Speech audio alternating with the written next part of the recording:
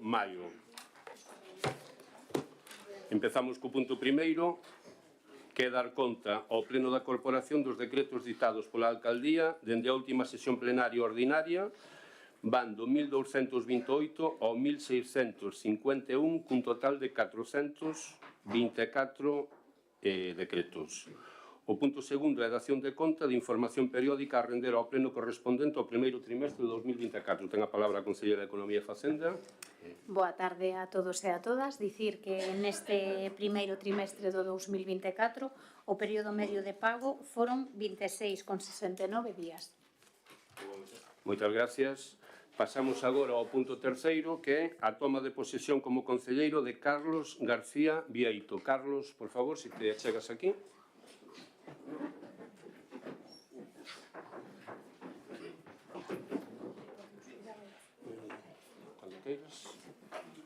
Por imperativo legal, prometo, por a miña conciencia e honor, cumprir fielmente as obrigas do meu cargo e con lealdade ao rei e facer gardar a Constitución como norma fundamental do Estado.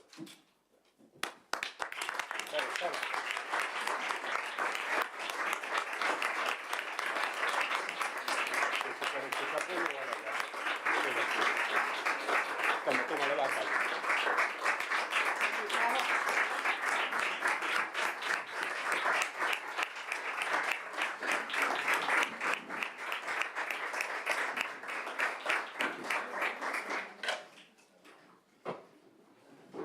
Bueno, moitas gracias, Carlos, benvido a esta corporación.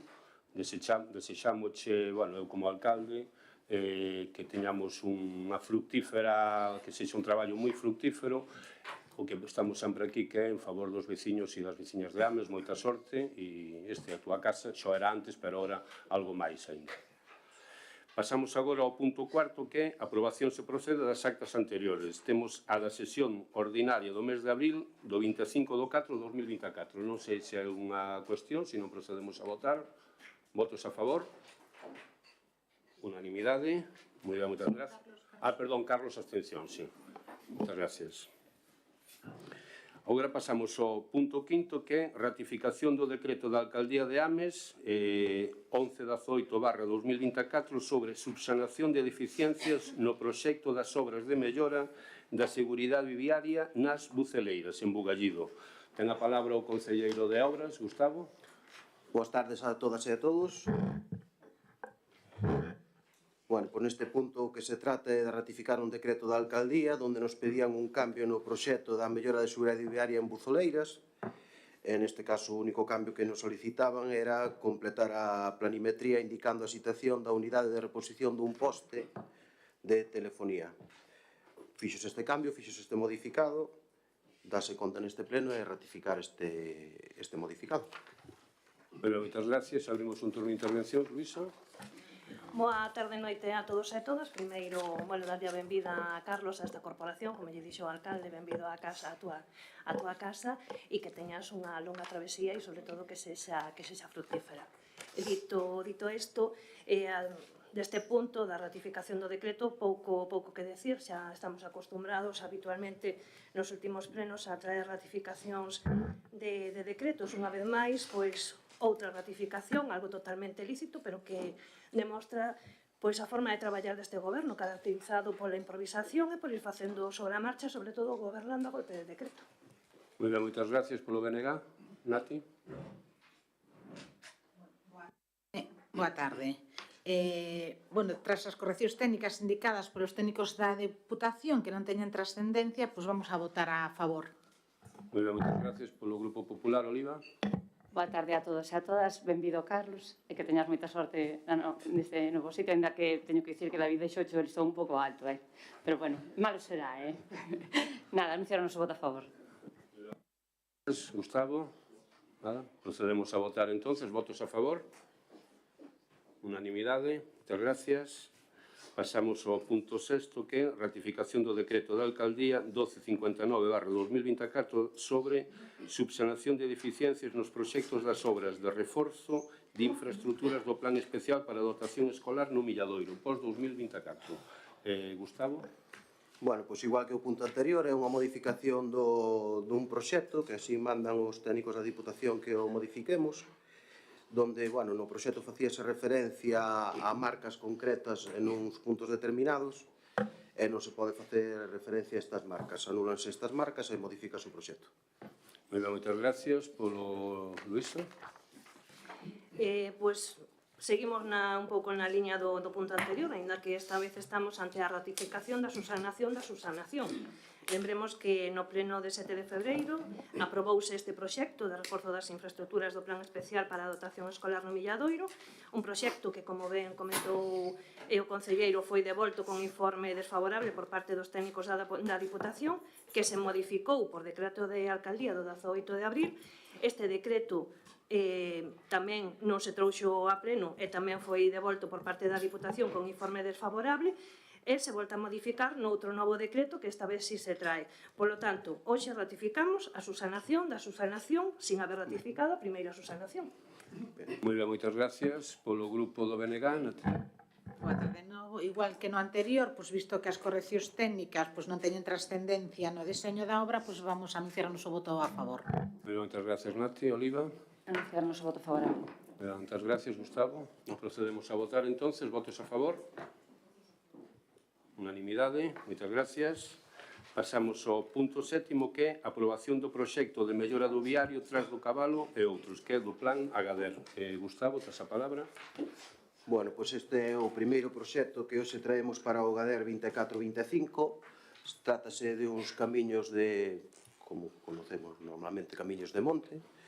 Hai que acordarse que a orden do Agader este ano cambiou e só podía haber arranxos de camiños que foran para regadío ou para monte, como dixemos antes. Neste caso son 3 camiños denominados Trascabalo, Agueiros e a Ponte Nova.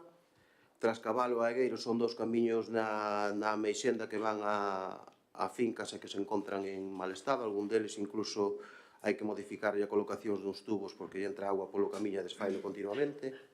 E o da Ponte Nova, pois é un que está para situarnos diante do bar da Ponte Nova, que vai non pegado ao río, sino a outra man, e que cruza todas as casas pola parte de atrás. Neste caso, bueno, pois estes 3 camiños, 26.560 euros, é o que se propón o seu arranxo. Moi ben, moitas gracias, Luisa.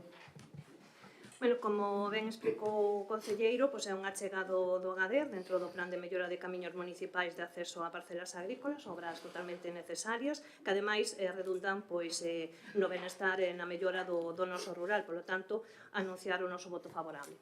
Moi ben, moitas gracias polo Grupo Popular. Martín. BNG, corrixo, alcalde. Perdón, BNG, perdón. Non pasa nada. Nada, na mesma línea que decía a compañera Luisa, tamén vamos a anunciar o noso voto a favor. Moi ben, moitas gracias polo Grupo Popular agora, Oliva. Como non pode ser de outra maneira, anunciar o noso voto favorable. Moi ben, moitas gracias, Gustavo. Nada máis, darlle as gracias a todos por apoiar estes proxectos. Ben, procedemos á votación. Votos a favor? Unanimidade. Moi ben, moitas gracias. Pasamos ao seguinte punto, que é a aprobación do proxecto de mellora do viario en O Pumariño e outro do Plan Agader. Gustavo. Bueno, este é o segundo proxecto do Plan Agader 24-25 que traemos hoxe a pleno. Antes eran 3 camiños, ora son 2. Neste caso son o viario de Prumariño, que é un camiño que vai de Lamas a Proupín, e a mellora do camiño dos Casais, que este está en Padrón Ames. Neste caso o proxecto é de 33.000 euros, e tamén é igual que o outro, son parcelas, neste caso son camiños que van a parcelas onde se lle vai a meter zahorra, en algún caso algúns tubos, para mellorar que os veciños que teñan ali as propias parcelas poidan ir a elas. Moi ben, moitas gracias, Luisa. Se non lle importa, Luisa, de Espazo Común, igual Perdón? que se non lle importa, igual que os demais son do BNG ou do Partido Popular, eu son Luisa de Espazo Común. Bueno, Luisa Feijóo, realmente. Luisa Feijóo de Espazo Común. Luisa Feijóo, ten a palabra. De Espacio Común. Vale. Gracias. Pois no sentido do punto anterior, anunciar o noso voto favorable. Moi ben, moitas gracias. Nati, do Grupo do BNG. Pois si tamén vamos a anunciar o noso voto favorable. Oliva.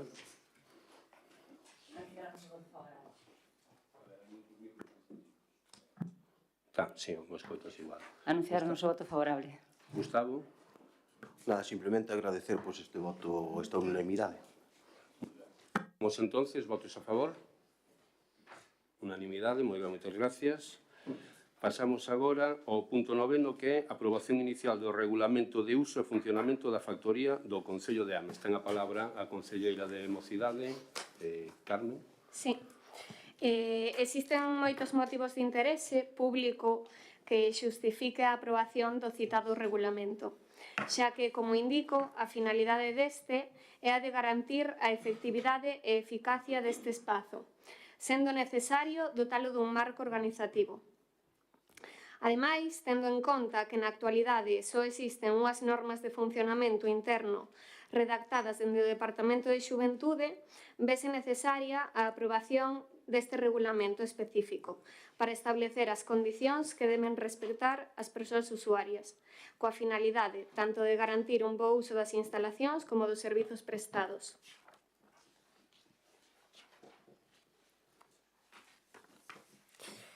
Engadíronse algúns cambios debido ás melloras do local e, en xeral, douselle forma máis extensa e garantía legal ao documento de normas de uso existentes anteriormente. Hai cambios en canto ao uso dos espazos, xa que habilitamos e regulamos o uso das novas salas. Hai cambios en canto ao reparto de horas en caso de disponibilidade, cambios no artigo 7 das obrigas das agrupacións, e cambios no artigo 9 que regula as formas nas que se extinguen as autorizacións de uso do local. E antes de rematar, dicir que hai unha errata, xa que no artigo 1 de dito regulamento comeza con a presente instrucción e non é así, xa que é o presente regulamento. Moi ben, moitas gracias. Abrimos unha primeira quenda de intervencións, Luisa.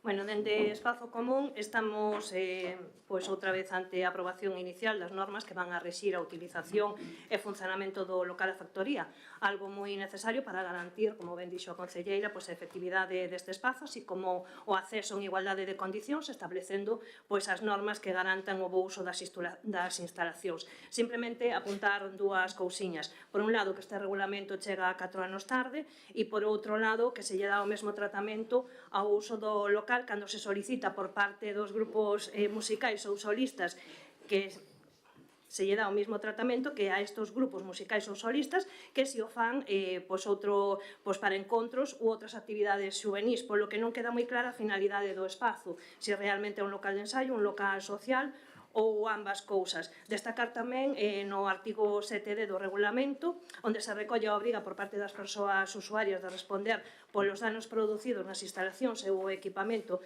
repoñendo íntegramente o danado ou aboando o importe da súa reposición en caso de neglixencia ou mala fe. Un apuntamento a este artigo, non? Que se podería resolver o tema ou ben ca contratación dun seguro ou ca imposición dunha fianza. Non sei como ve a concelleira.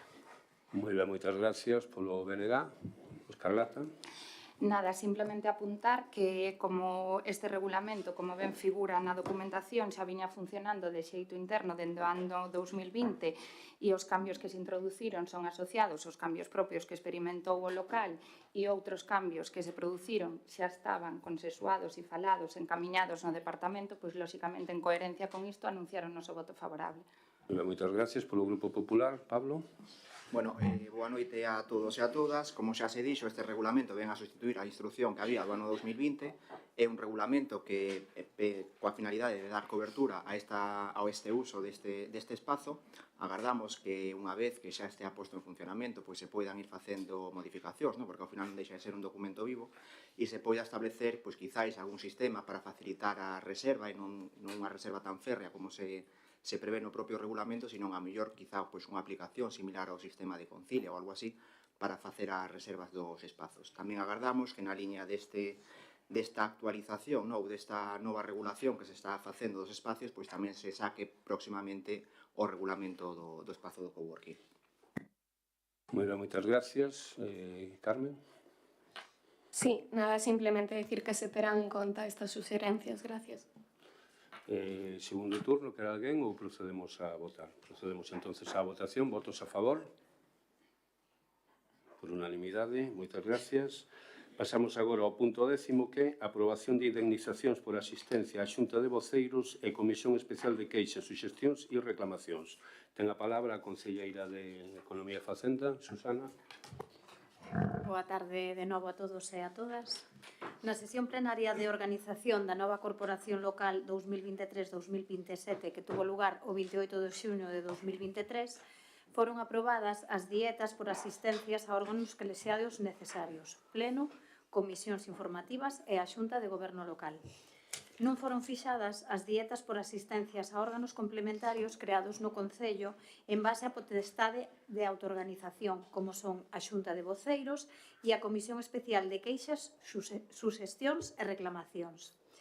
Sigaos aplicando o mesmo réxime ca do anterior corporación, que foron aprobadas no pleno do 30 de xullo de 2019, na cuantía de 100 euros e 75 euros respectivamente. Non obstante, procede a adoptar o acordo expreso de indemnizacións por asistencia a estes órganos colexiados complementarios por a actual corporación dos anos 2023 ou 2027. Por cada sesión de xunta de voceiros serían 100 euros por concelleiro con dereito a voto. Por cada sesión da Comisión Especial de Queixas, Suxestións e Reclamacións, 75 euros por concelleiro con dereito a voto. De ter lugar varias sesións do mesmo órgano no mesmo día, somente se percibirá unha única asistencia.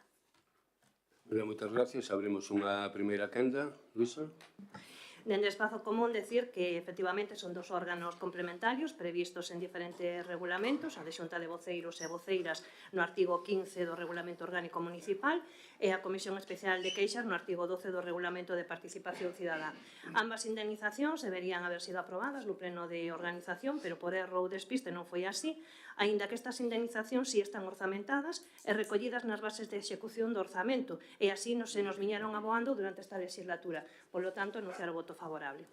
Moitas gracias polo grupo do BNG. Rosalía. Sí. Boa tarde a todos e a todas, en especial ao público que nos acompañou, xe que é moito. Nada, vistos os informes, adiantar o voto a favor. Moitas gracias polo grupo popular. Sí, Pablo. Boas noites outra vez, adiantar o voto a favor. Moitas gracias, Susana. Nada, agradecer aos compañeiros.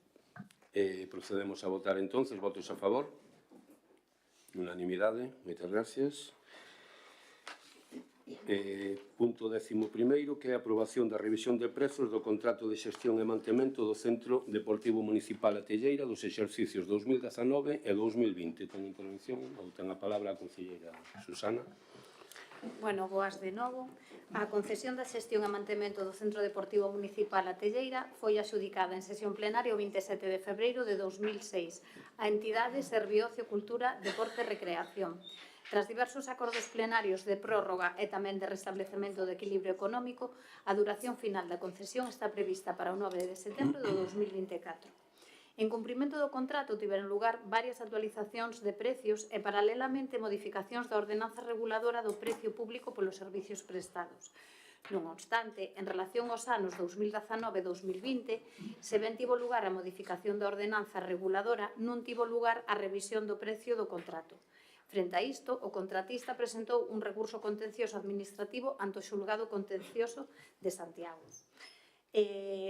O que traemos a pleno é aprobar a revisión do precio do contrato da concesión da xestión e mantemento do Centro Deportivo Municipal A Telleira para os exercicios 2019 e 2020, do que resulta unha indemnización para o contratista de 28.167,26 euros, que serían no ano 2019 17.143,26 por unha variación do IPC do 2,30% e no ano 2020 de 11.024 euros con unha variación do IPC do 2,80%. Destacar que no informe figuran informes favorables tanto de Secretaría como de Intervención. Moi ben, abrimos agora unha primeira quenda de intervencións. Bueno, xa me imagino que o sabrán, pero dicirlles que para poder aprobar este punto que salga adiante necesita maioría absoluta. Luisa? Bueno, dende Espazo Común, decir que máis que ante unha revisión do prezo do contrato da concesión da xestión e mantemento do Centro Deportivo Municipal A Telleira, estamos ante unha compensación polos ingresos que o contratista deixou de percibir nos exercicios 19 e 20, como así se recoñece no informe de Secretaría de Intervención. Neste mesmo informe de Secretaría de Intervención se nos fai un relatorio das diferentes actualizacións que se foron facendo durante a vixencia de dito contrato desde o seu inicio en marzo de 2006, tal e como se recolle no pliego de cláusulas administrativas e condicións técnicas da licitación. E se foron levando a cabo estas actualizacións do prezo tendo en conta as subidas do IPC. Unha destas actualizacións foi en xuño de 2022, onde se actualizaron os prezos tendo en conta o IPC acumulado dende xuño de 2017 a xullo de 2021. E como xa se comentou algunha vez neste pleno, si se nos queixaron por parte da xestión da telleira, por parte do Concello non se lle notificou esta revisión de precios, polo que non lle repercutiron ás persoas usuarias, deixando así de percibir este incremento. Motivo polo que interpón un recurso contencioso administrativo en 2023 e agora se decide por parte do Concello por resolver este contencioso con esta recoñecéndolle este dereito de indemnización antes de que se dite sentencia. Moi ben, moitas gracias polo grupo do BNG, Rosalía. Hola, boa tarde a todos e todas outra vez.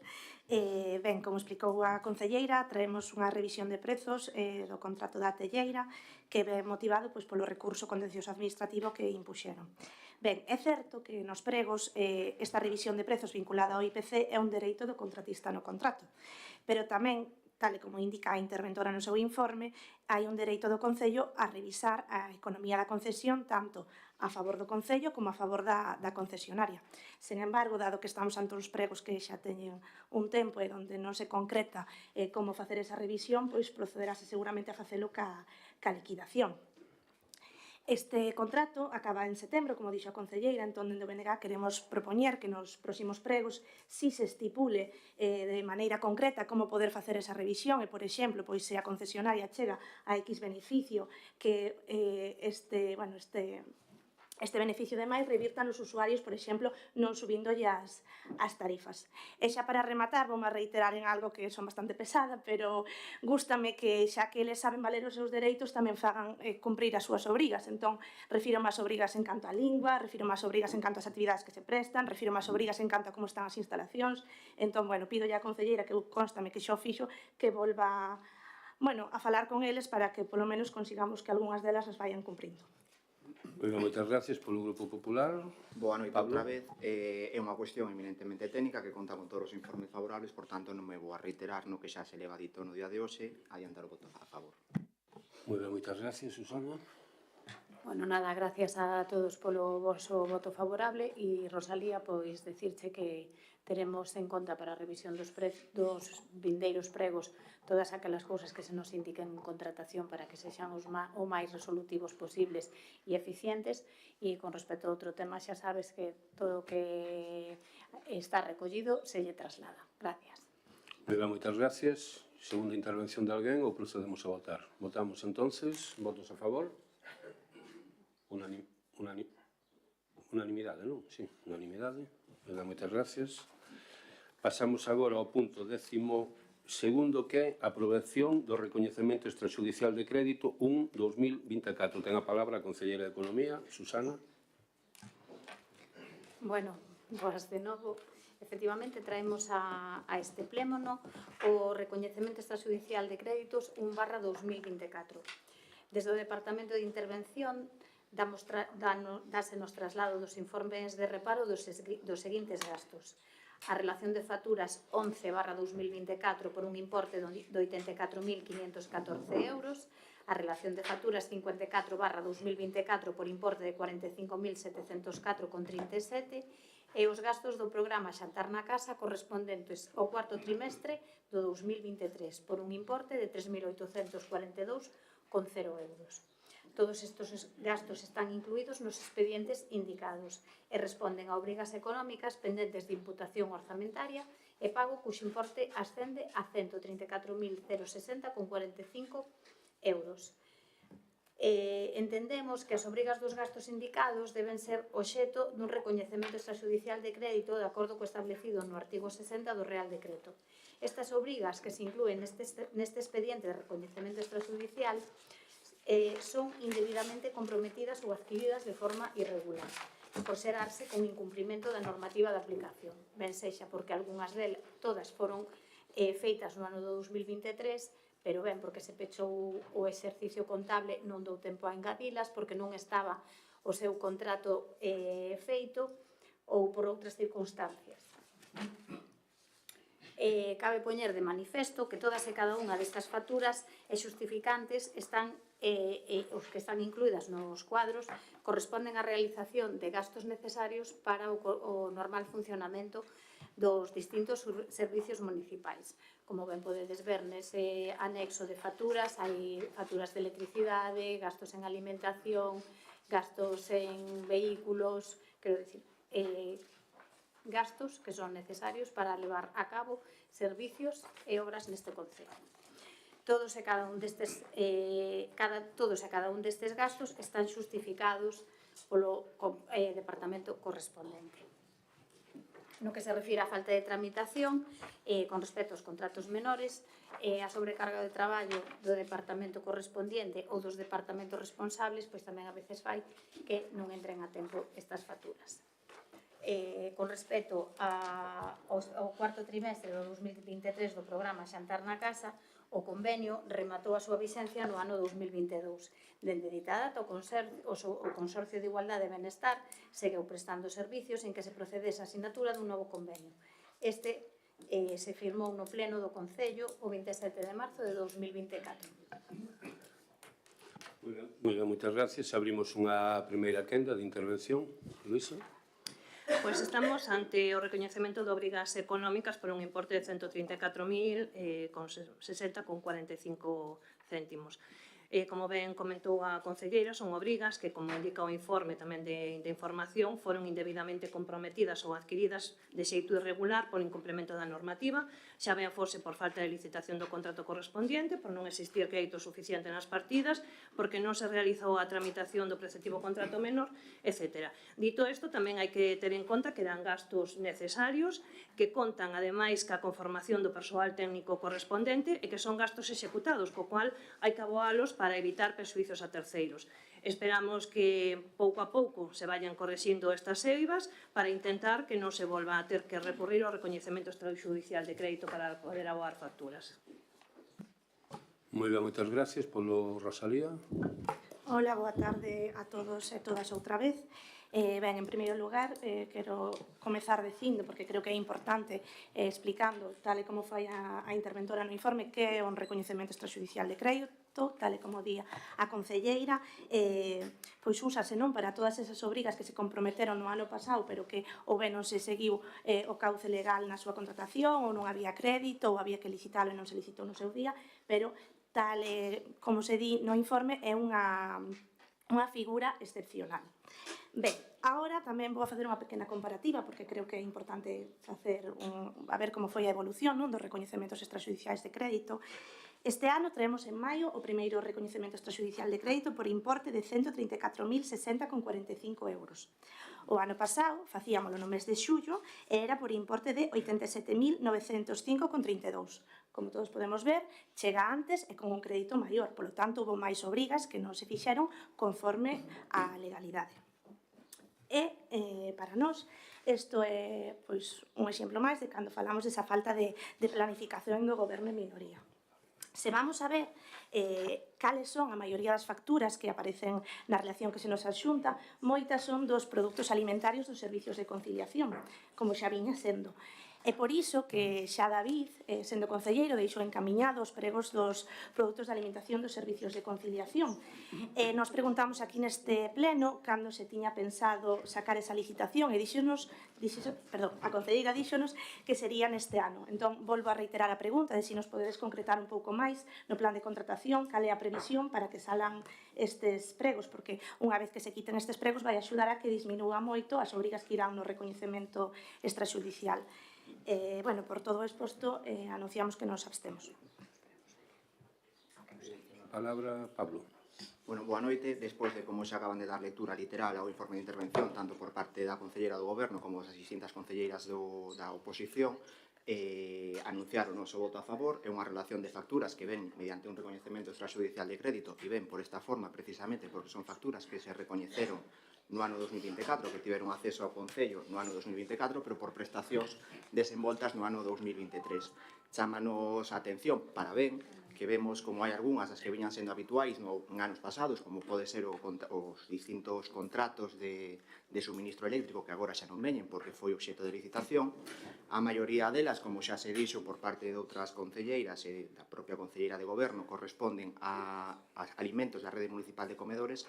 Agardamos que unha vez que estea licitado o alimento o suministro de alimentos para a Rede Municipal de Comedores, pois este recoñecementos extrajudiciais de crédito que son frecuentes que veñan, pois disminuya a súa cuantía.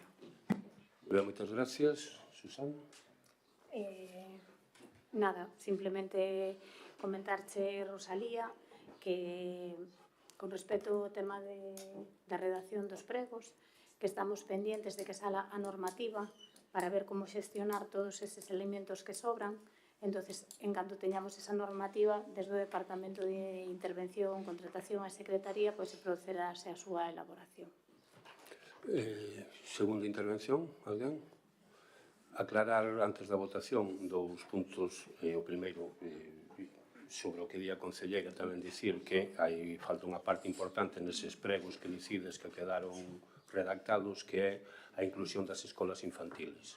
Co cal eses pregos van a sufrir unha modificación onde se van a incluir tamén todos os alimentos que se sirven nas escolas infantiles que non estaba dentro deso. E creo que unha vez que facemos a licitación de todos os alimentos, será bo incluir todos os alimentos de verdade que se consumen dentro do Departamento de Conciliación e Educación.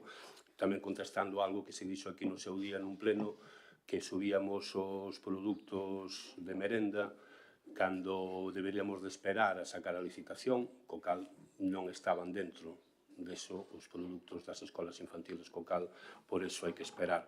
Tamén dicir, dentro do que apuntaba Rosalía, cos recoñecementos extrajudiciais de crédito non teño unha data concreta, se veñen antes ou despois. Se revisades algúns que viñeron anteriormente, que non sei se por sorte ou por desgracia se traen habitualmente, é unha figura habitual non neste pleno, sino en todos os plenos de todos os concellos, se houbo de que se traen é que pode haber cartos para pagalos, cando se traen é porque hai cartos para poder asumilos. Poñoche un exemplo, no ano 2022 se trouxe un recoñecemento extrajudicial de crédito no mes de marzo, é dicir, porque comparabas que agora se traía en maio e o ano pasado viñera en xuño ou en xullo, non me acordo cando decías, non podemos comparar porque se chegou no 22, se achacades a iso, estabades vos no goberno tamén, e se trouxe un recoñecemento extrajudicial de crédito no mes de marzo. Procedemos a votar, se vos parece. Votos a favor? Espazo común, non? Un Grupo Popular, Grupo Socialista, e abstencións, o Grupo do BNG. Pasamos agora á parte non resolutiva, que empezamos co punto 13º, que é a declaración institucional de apoio ás persoas enfermas de ELA. Ten a palabra, vai a ler a declaración a concelleira de Benestar Social, Uxía. Boa tarde, noite a todas e a todos. O pasado 12 de marzo, o Congreso dos Deputados aprobou por unanimidade de todas as forzas políticas representadas no arco parlamentario estatal admitir a trámite a proposición da Lei ELA. Dita aprobación supón que os lexítimos representantes da soberanía nacional da que emanan os poderes do noso Estado, tal e como recolle o artigo 1.2 da Constitución Española, asumen como propia a necesidade de que os afectados por esta cruel doenza, os seus familiares e cuidadores, sexan amparados en igualdade de trato co resto de enfermos de calquera patoloxía, coa cobertura sociosanitaria que precisan para poder vivir coa dignidade que merecemos nun Estado que xa na súa norma fundamental recolle a obriga dos poderes públicos de garantir un sistema de atención ás persoas con discapacidade. Artigo 49 da Constitución Española ou na Lei 39/2006 do 14 de decembro de promoción da autonomía persoal e atención ás persoas en situación de dependencia. cando regula as condicións básicas de promoción de dita autonomía e atención mediante a creación dun sistema para a autonomía e atención á dependencia, SAD, coa colaboración e participación de todas as administracións públicas, ou na Lei 33/2011 do 4 de outubro, Lei Xeral de Saúde Pública, que dentro dos seus principios xerais especifica que as administracións públicas estarán suxeitas ao principio de equidade, de tal xeito que as políticas, plans e programas que teñan impacto na saúde da poboación promoverán a disminución das desigualdades sociais en saúde, prestando atención específica ás necesidades das persoas con discapacidade. O 12 de marzo foi, sen dúbida algunha, un día para o recoñecemento e gratitude polo traballo realizado dende hai tanto tempo polas asociacións de afectados e entidades colaboradoras que, coñecedoras de primeira man da dura realidade desta enfermidade, non teñen deixado de loitar arreo para garantir algo tan básico como a vida, dereitos en o cal o noso Estado social, o noso Estado de Dereito e o noso Estado de Benestar vense abaixo sen remedio. Como galegos, é un orgullo para todos nós que a asociación AGAELA, Asociación Galega de Afectados pola Esclerose Lateral Amiotrófica, declarada de utilidade pública pola Xunta de Galicia no 2023, fora unha das que encabezou esta loita e que estivese representada na xornada de presentación da proposta de lei levada a cabo no Congreso dos Deputados este pasado 20 de febreiro. O 12 de marzo tamén foi un día para a renovación da esperanza dos afectados, directo ou indirectamente por unha patoloxía neurodegenerativa, sen cura e sen tratamento hospitalario, que fai recaer toda a carga do cuidado do enfermo na súa rede persoal de apoio, familia, amigos, cuidadores, sen esquecer que a nosa actual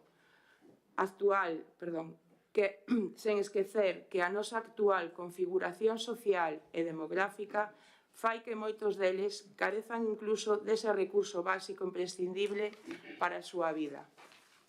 Dende esta data, 2 proposicións máis foron aprobadas de xeito unánime polo Congreso dos Deputados. Aínda que ditas aprobacións reflicten en sí mesmas a concienciación da clase política coa situación dos afectados polo ELA, non poden supoñer unha loita entre as distintas forzas que presentaron canda a súa proposta. Ao contrario, dita concienciación debe de implicar que se traballe coordinando esforzos e recollendo de cada proposta o máis axeitado para a defensa dos máis que entendibles intereses do colectivo ao que se dirixe a norma final. Desgraciadamente, un enfermo de ELA non só precisa dunha estrutura forte e comprometida de apoio humano, que ten que deixar todo atrás para a atención ás 24 horas que precisa o afectado, senón que a carga económica que implica a dependencia enerxética, a tipoloxía e duración dos cuidados necesarios, os produtos de apoio básicos para a vida diaria, a reforma e a adaptación dos fogares para facer fronte a unha realidade tan inesperada como devastadora e inevitable. Fan posible afrontar os custos mínimos non xa para manter unha vida de calidade, senón, simple, desgraciadamente, a vida mesma. Precisamente por todo o exposto ata o de agora, a xusta reivindicación social non pode volver ser anulada por trámites burocráticos, por deixamento legislativo ou por establecemento doutras prioridades. Todos os mortos, dende a paralización e posterior decaemento da anterior proposición de lei presentada en Noverno de 2021 e aprobada tamén por unanimidade en marzo de 2022, interpélannos de xeito directo. As administracións deben dar resposta de xeito inmediato aos que xa non están con nós e a todos os que a día incrementan a cruenta lista de novos diagnosticados, persoas que non teñen nin color, nin ideoloxía, política. O sistema legislativo español é claro respecto ás competencias sanitarias e ás diversas leis que identifican ditas competencias e as atribúen ben o Estado español, ben as comunidades autónomas. Non deixan dúbida da importancia que ese eido competencial ten no día a día da nosa veciñanza. É certo que a Lei 7/1985 de 2 de abril, reguladora das bases do réximen local, non recoñece competencias sanitarias aos concellos, pero esta corporación entende que os municipios, como as entidades públicas máis achegadas á realidade cotiá da súa poboación, non podemos, non debemos e non queremos darlle as costas àqueles que máis precisan do noso compromiso público para superar o seu día a día. Con esta visión como punto de referencia, este Concello quere empregar a súa voz oficial, que sempre debería ser a súa voz máis humana para facer chegar unha petición alta e clara ás Cortes Xerais españolas. Recae en vostedes un mandato que debe ser entendido como un privilexio e ser exercido coa eficacia e eficiencia que debe rexer o funcionamento xeral das administracións públicas. O seu privilexio outorgado por todos os cidadáns españois é lexislar para salvar vidas. Non existe norma, sexa do contido que sexa, que poida ser considerada prioritaria fronte a aquelas que, como esta proposición de lei, buscan únicamente evitar a morte innecesaria e inxusta dos enfermos, o esgotamento dos recursos propios e familiares na súa atención e a desesperación dos afectados que se senten culpables dos estragos que a súa doenza causa naqueles que están a dar a vida por eles día tras día. Existe algunha causa máis nobre que encabezar a loita contra esta injustiza? Existe algunha consideración legal, procedimental ou administrativa que non só non apoie esta causa, senón que a sustente e a impulse como a condición básica para o exercicio da política cobre o seu máis verdadeiro, puro e inestimable significado? Por todo isto, elévanse ao Pleno para o seu debate e aprobación os seguintes acordos.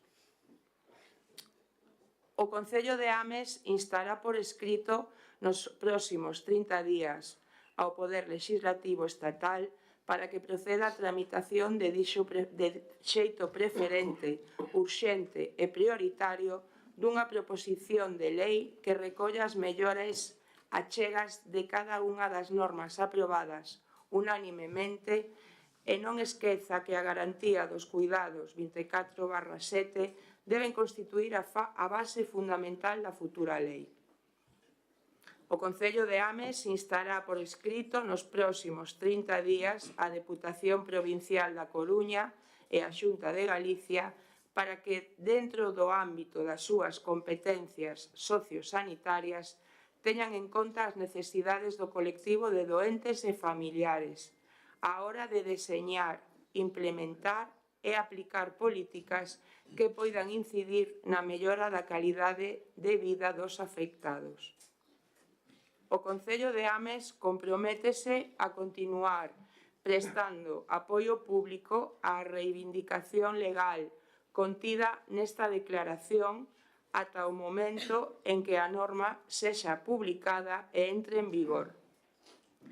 O Concello de Ames comprométese como a forma de colaboración directa desta administración local cos afectados pola ELA, a poñer a súa disposición o asesoramento técnico dos servizos sociais municipais, á hora de tramitar todas aquelas axudas ou prestacións establecidas para a mellora da calidade de vida dos enfermos e as súas familias, sexan de ámbito municipal, autonómico, estatal ou europeo.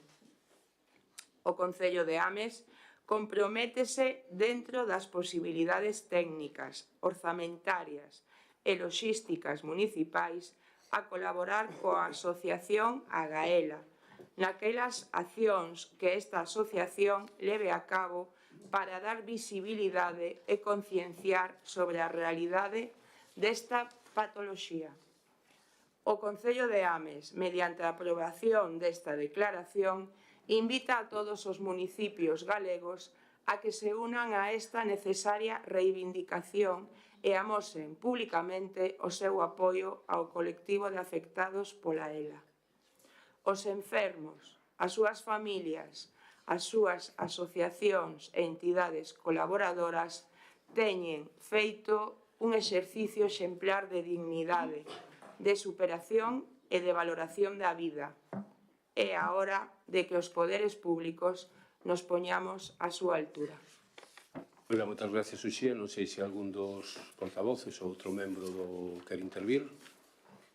Procedemos entonces a votar esta declaración institucional. Votos a favor. Unanimidade. Moi ben, moitas gracias.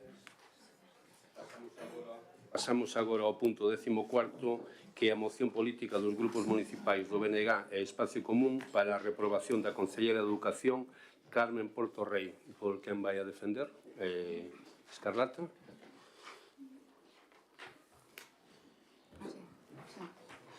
Ola, moi boa tarde. Saudar as AMPAs que están aquí presentes e que son parte da motivación desta moción.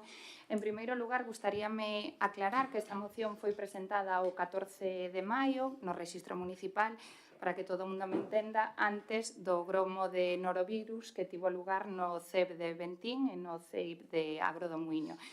En relación a iso, gustaríame mandarlle unha aperta a todas as familias afectadas polo virus e tamén, como non, ao persoal municipal que traballa en comedores, nas cociñas, a todo o persoal do Departamento de Educación, porque sei que pasaron uns moi malos días.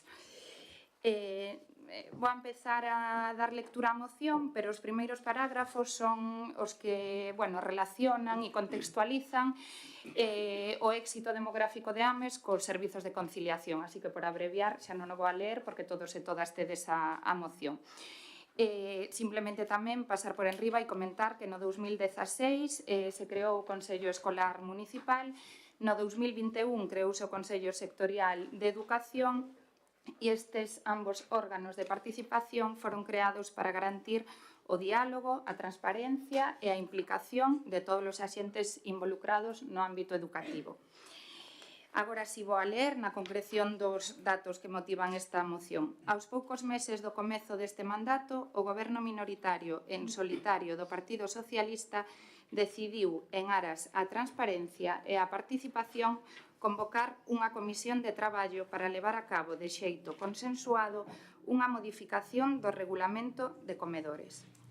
Despois de 6 xuntanzas, entre novembro do ano 2023 e xaneiro do ano 2024, das que, como resultado, xa había un borrador bastante avanzado, a Concelleira de Educación comunica a cancelación desta comisión de traballo e di que se trasladará un borrador no seu momento ao cal os membros da comisión poderán facer as achegas pertinentes.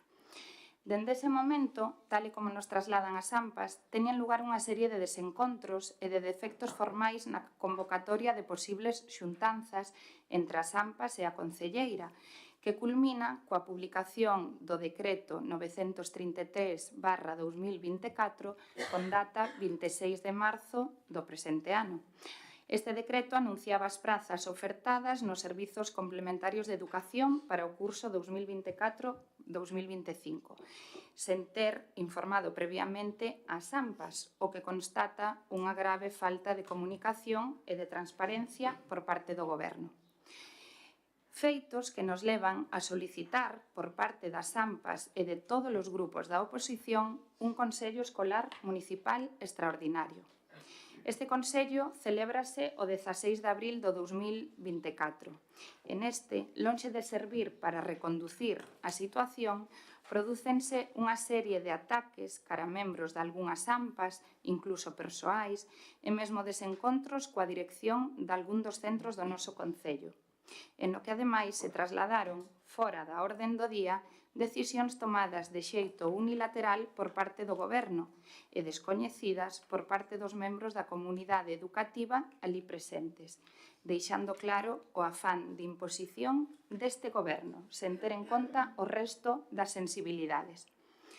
Durante todo este tempo non houbo ningún tipo de intención de achegamento, e moito menos de pedir desculpas ou mesmo de reconducir a situación por parte da Concelleira. A todo isto, temos que sumarlle que dende a Concellería tampouco se está a dar resposta ás solicitudes de información solicitadas por parte das AMPAs, polo que actualmente a relación entre as AMPAs e dona Carmen Portorrey é inexistente. A falta de confianza e de entendemento ca comunidade educativa parécenos algo moi preocupante e que, ademais, imposibilita o bo funcionamento dunha das áreas máis importantes do noso Concello. Por todo o anteriormente exposto, os grupos municipais do Bloque Nacionalista Galego e Espazo Común, a solicitude da maioría das AMPAs dos centros educativos do noso Concello e despois do acontecido na sesión extraordinaria do Consello Escolar Municipal, acordamos solicitar a reprobación de dona Carmen Portorrey como concelleira delegada de Educación pola súa falta de actitude e aptitude para o cargo. Solicitar que se poñan todos os medios posibles por parte do Goberno para a recondución desta situación polo ben de todos e de todas. Grazas. Moi ben, moitas gracias. Abrimos unha primeira quenda. Luisa. Bueno, dende Espacio Común queremos, como confirmantes desta moción, o primeiro de todo, puntualizar dúas cuestións importantes. O primeiro é deixar ben claro que esta moción, como ben comentou a voceira do BNG, non ten absolutamente nada que ver co acontecido nos comedores e co gramo de norovirus, como así o demostra a data de presentación desta moción, que foi o martes 14 de maio. Aproveito a ocasión para saludar aos representantes das AMPAs que se encontran aquí con nós e tamén para voltar a reiterar todo o apoio de Espazo Común ao persoal tanto de educación como de comedores que sei que o están pasando mal e con todo isto, como xa dixen fai unhas semanas, teñen todo o noso respeto e ademais temos que poñer en valor o seu traballo e a súa profesionalidade, que creo que quedou máis que demostrada tanto nestas situacións como noutras. E seguindo coa moción, volto a insistir en que se presenta porque así nos lo solicitaron a maioría das AMPAs do Concello. Dito isto, decir que presentar unha moción deste tipo non é agradable nin para nós, nin para os solicitantes e supoño que moito menos para a persoa que a recibe. Parécenos, ademais, bastante grave e triste ter que haber tido que chegar a esta situación, xa que nós, en todo caso, creemos no diálogo e apostamos polo diálogo que intentamos solicitando unha convocatoria extraordinaria do Consello Escolar Municipal, despois de ter coñecemento de determinados, vamos a chamarlle, desencontros entre a concelleira e as AMPAs, así como con algunhas direccións dos centros escolares. Diálogo que a todas luces non funcionou e que lonxe de servir para achegar posturas, tanto pola actitude da concelleira como pola do propio presidente do Concello, o único que conseguiron foi alonxalas aínda máis.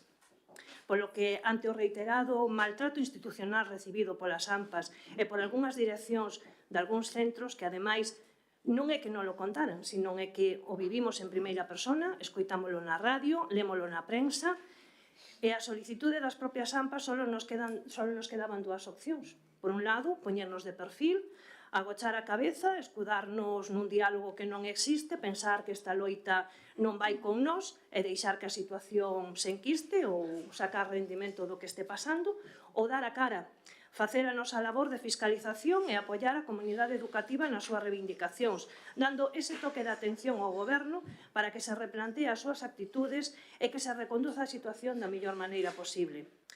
E isto foi o que fixemos, porque a nós preocúpanos e moito esta situación xa que afecta a un dos departamentos máis importantes do noso Concello, como é o de Educación e Servizos de Conciliación.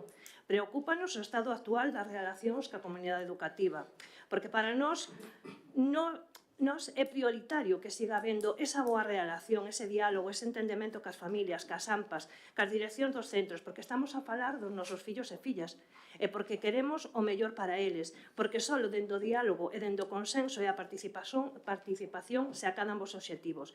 E xa para rematar esta primeira intervención, recordarlles que, aínda que a vostedes non lle guste moito ou nada a participación, non se pode esquecer que as asociacións son axentes de cambio e transformación, e contar con elas fai un Concello moito máis inclusivo, máis democrático e, sobre todo, mellor gobernado. Moi ben, rematou. Moi ben, moitas gracias polo Grupo Popular. Oliva. Boas tardes de novo a todos e a todas. O Tribunal Supremo declarou que o Pleno do Concello, no exercicio das súas funcións de control e fiscalización, ten competencia para aprobar declaracións de reprobación de algún dos seus concelleiros sempre que se refiran a cuestións que afecten o círculo de intereses municipais, concorran razóns de interese xeral debidamente xustificados, que o faga de modo ponderado e guardando a debida proporcionalidade. Hoxe traen aquí a moción para a reprobación da Concelleira de Educación do noso Concello, solicitada polos grupos municipais do BNG Espazo Común a petición da maioría das AMPAs do noso Concello.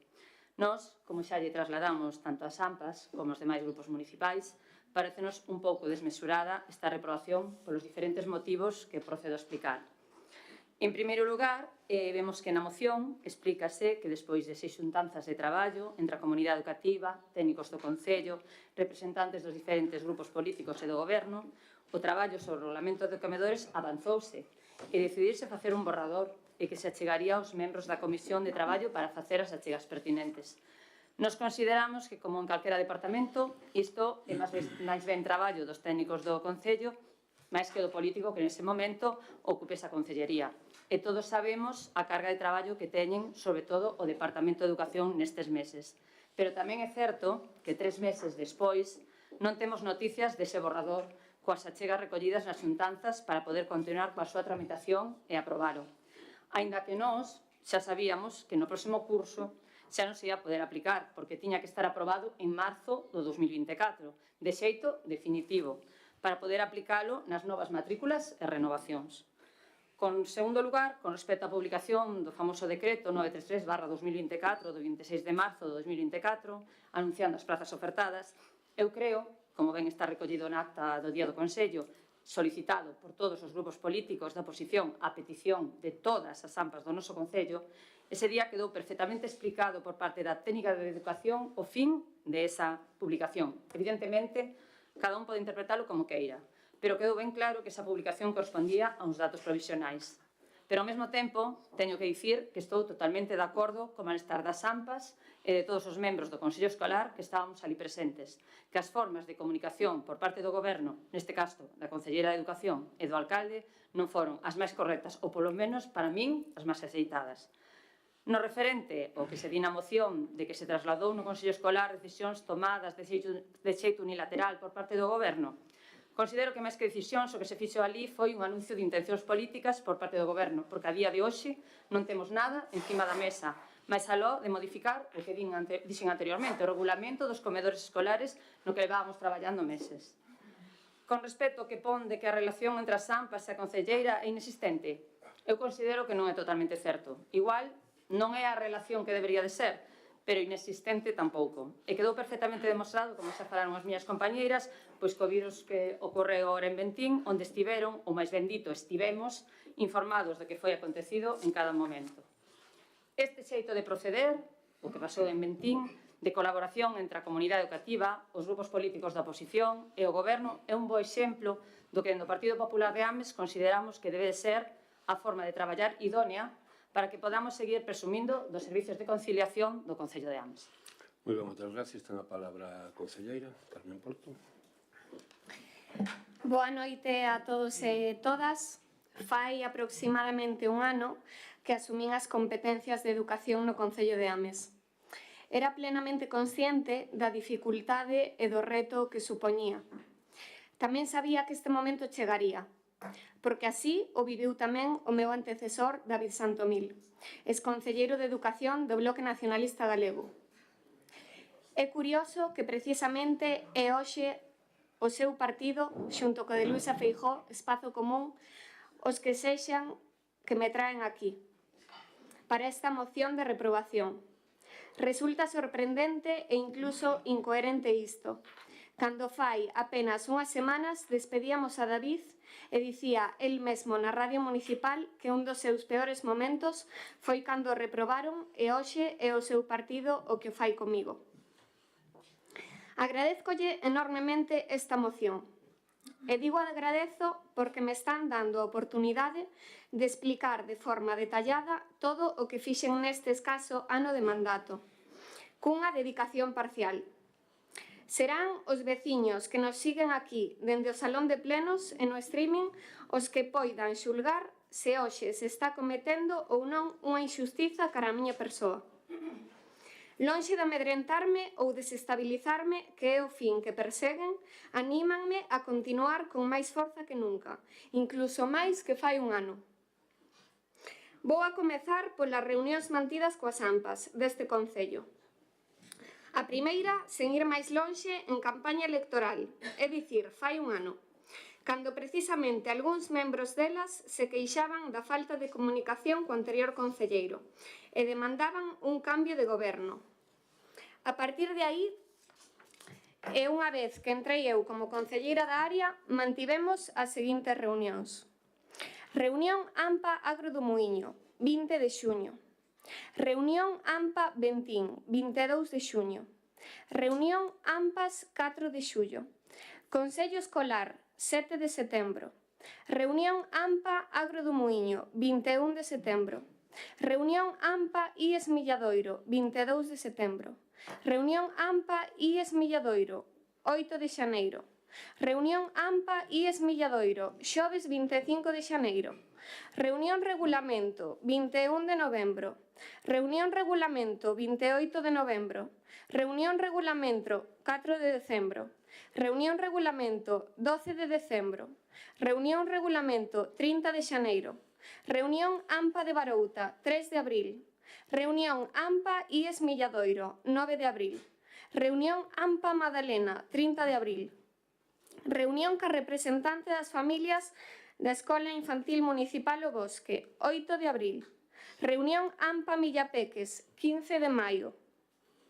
Ademais destas xuntanzas, estou en 7 consellos escolares, nas 2 Galiñas Azuis, nas 2 escolas infantís municipais, nas 2 unitarias e na Escola Infantil do Milladoiro, polo que me atopo en permanente contacto co profesorado e cas familias destes centros. Cas coordinadoras do comedor levamos 2 xuntanzas, unha a principios de curso, outra fai escasos meses e prevese outra a finais de curso.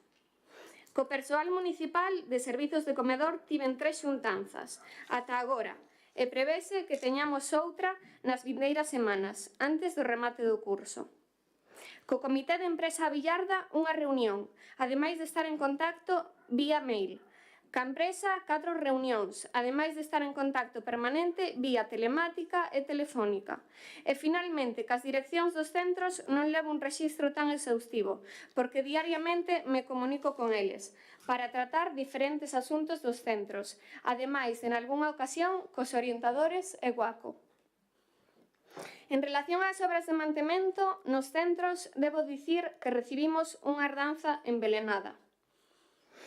Do plan AMIS Progresa executáronse en tempo e forma a totalidade das obras. Os 63.000 euros para as melloras de infraestructuras educativas. Os 12.883,82 euros das obras de climatización do CEIP Agro do Muiño.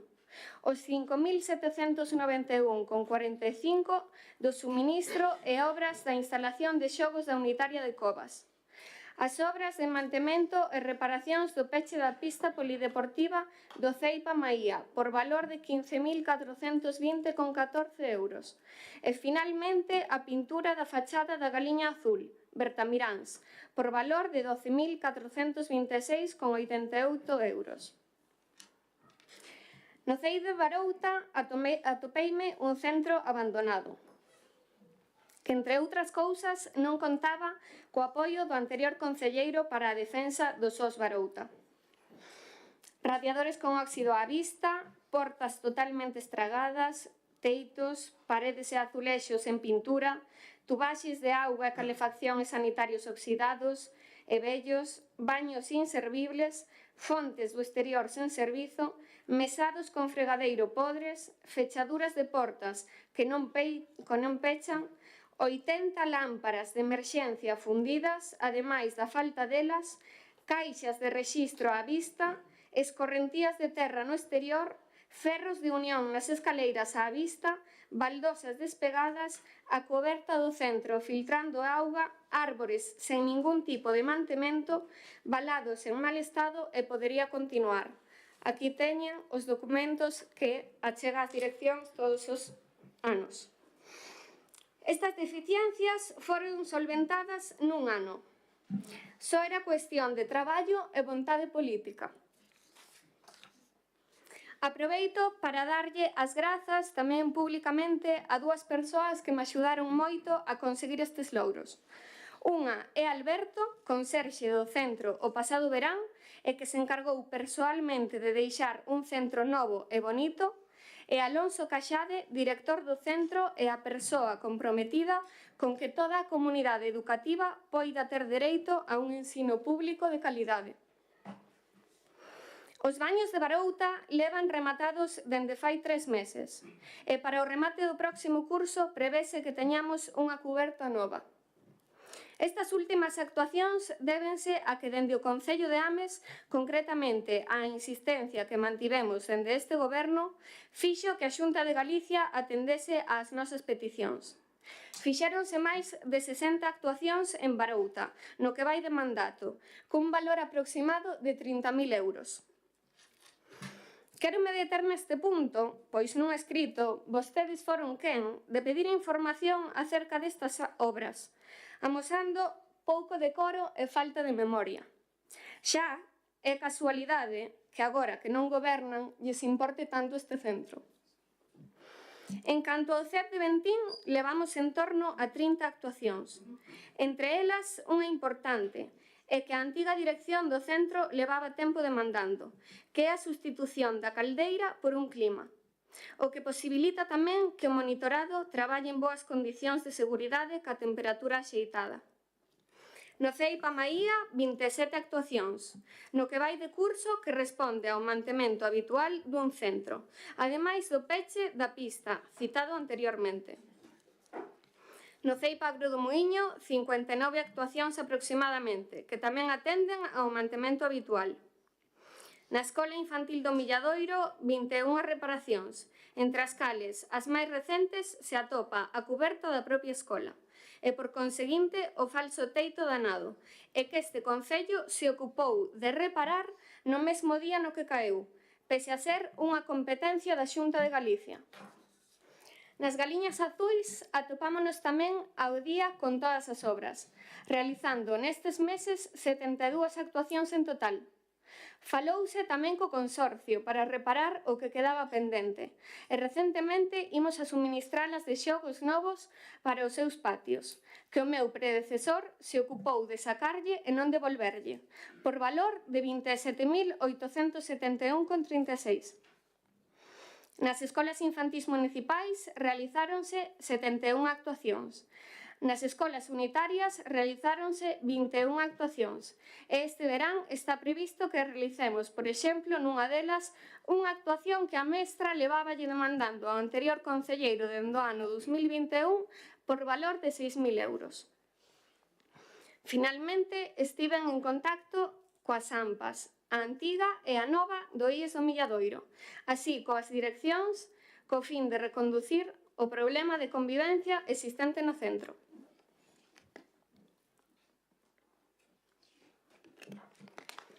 Seguindo coas melloras realizadas na área, dende fai uns meses dispoñemos dun novo forno para a cociña do Milladoiro, da Escola Infantil, por valor de 30.383,10 euros. un reforzo de servizo para o persoal de cociñas, uniformes para os conxerxes de educación, unha actualización nas subvencións de educación, novos regulamentos nas escolas infantís municipais e unha nova ordenanza para o prezo das merendas nestas. Actualmente estamos traballando na licitación dun túnel de lavado por valor de 80.000 euros, 2 marmitas e material de menaxe, licitación da web Conciliames, licitación do contrato de mantemento, obras da cociña central, nun Consello Sectorial dos Nenos e das Nenas, nun novo regulamento de conciliación, nunha nova ordenanza e nunha nova licitación de alimentos, que aproveito para desmentir que o señor Santomil incluíra as escolas infantís municipais. Por primeira vez, en moito tempo, a área de educación ten as portas abertas e traballa en conxunto con outras concellerías, porque, aínda que somos un goberno en minoría, somos un goberno unido e colaborativo. Algúns exemplos son a programación de Rosalía de Castro, acompañando eu personalmente aos rapaces dos IES polo Mar de Ovellas. Participou no Roteiro Maker e na volta ao cole con promoción económica. Participou no Innova-Ames, no modo galego ON, na edición dun libro de haikus, na Feira das Profesións poñéndolle autobuses aos rapaces para que puideran ir a Brión, ou na recente festa da primavera de Barouta cunha carpa. Eu, sinceramente, hai veces que me sinto halagada coa súa confianza na miña capacidade, pois levanme exixindo desde o primeiro minuto todo o que vostedes non lograron facer durante o seu mandato. Lóxicamente, esta reprobación non é por xestión, pois por xestión é evidente que non teñen motivo algún. O grave desta moción é que busca castigar a quen se nega a tolerar faltas de respeto ou descalificacións constantes, tanto machistas como edadistas. Teño aquí a acta do famoso Consello Escolar Municipal, retos a atopar algún ataque persoal cara a calquer membro, pois en ningún momento me dirixo ou menciono a ninguén. Lamentablemente, para vostedes, unha mentira repetida 1000 veces non se convierte en verdade. Moi ben, moitas gracias. Ten a palabra Escarlata. Vale, boas de novo. Vou ir por partes. Efectivamente, Oliva, concordo contigo en que tanto nese pleno extraordinario do Consello Municipal como no resto da actividade diaria a técnica de educación é excelente e non se cuestiona en absoluto o seu traballo. E efectivamente deixou en bandexa unha oportunidade nese Consello Escolar que estivemos aquí pudemos comprobalo para que o Goberno pedise disculpas, porque ela sí asumiu un erro que lle viña moi ben os representantes políticos para pedir disculpas e non o fixeron, e é parte do que nos leva a estar hoxe aquí. Por outro lado, Oliva, falas das decisións tomadas de xeito unilateral, só é por puntualizar, xo, é para que revises a prensa do día 17 de abril en donde si saía ese incremento, só eso, só aclarar iso. E despois, para contestarlle a concelleira de Educación, bueno, sí que é curioso, eu non estaba aquí cando reprobaron a David, vese que ela o seguiu moi de preto, a pesar de non ser concelleira de Goberno, eu non estaba, pero polo que me contan e me informo, persoas que sí estaban nesa reprobación de David, como pode ser Luisa Unati, creo que era unha reprobación bastante injusta, sobre todo polo feito de que lle correspondería a todo o Goberno, porque foi por unha cabalgata de reis que se pasou a celebrar nos pabillóns municipais e efectivamente foi injusta sobre todo por iso, porque foi a cabeza de turco dun goberno que apoiou esa decisión. Así que en eso sí que concordamos, dona Carmen Porto. Despois, comentarlle, obviamente, non lle vou a dar as grazas por reunirse con todas as persoas que dixo que se reuniu, porque será o seu traballo como concelleira de Educación, nin tampouco a vou a parabenizar polas xestións que fai, porque son as normais dunha concelleira de Educación. Tería que darllas a Javi se o fai el como concelleiro de Medio Ambiente, pero vostedes está ao frente de Educación, pois parece moi máis normal do mundo que faga a retaíla de cousas que nos comentou. Entón, sinto, por esa parte non lle vou a dar as grazas. Falaba de herdanza envelenada de David. A verdade é que eu non quería entrar en David porque está aí, xa está fora do goberno. Eu quería falar de vostede, que é a que está agora mesmo, pero como vexo que lle apetece moitísimo falar de David, pois falamos de David, que eu estou encantada porque o adoro. Entón, David, vamos a empezar dicindo que foi o único concelleiro que durou 8 anos ao frente da Concellería de Educación.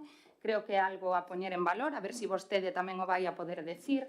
Como xa dixemos moitas veces, chegou ao goberno no 2015 e o primeiro que fixo foi rescatar as escolas unitarias en extremis, escolas unitarias que hoxe contan con servizos de conciliación e con listas de agarda. Sigue sendo herdanza envelenada pois as melloras que fixo no CEIB de Barouta coa construción dun novo espazo multifuncional, cando se lle recriminaba que facía cousas porque estaba o seu fillo, xa póñase de acordo, señora Carmen Porto, coa xente que afirmaba que facía demasiado porque estaba ali Antón Santomil. Tamén podemos falar dun novo comedor do CEIB da Maía, a ampliación do CEIB de Agro do Muiño, a xestión dun novo centro de educación infantil e primaria no Milladoiro. Iniciáronse os trámites para a construción da cociña central na antiga nave de obras ou, por exemplo, a ampliación do número de prazas nos comedores escolares, programas lúdicos e servizos de conciliación.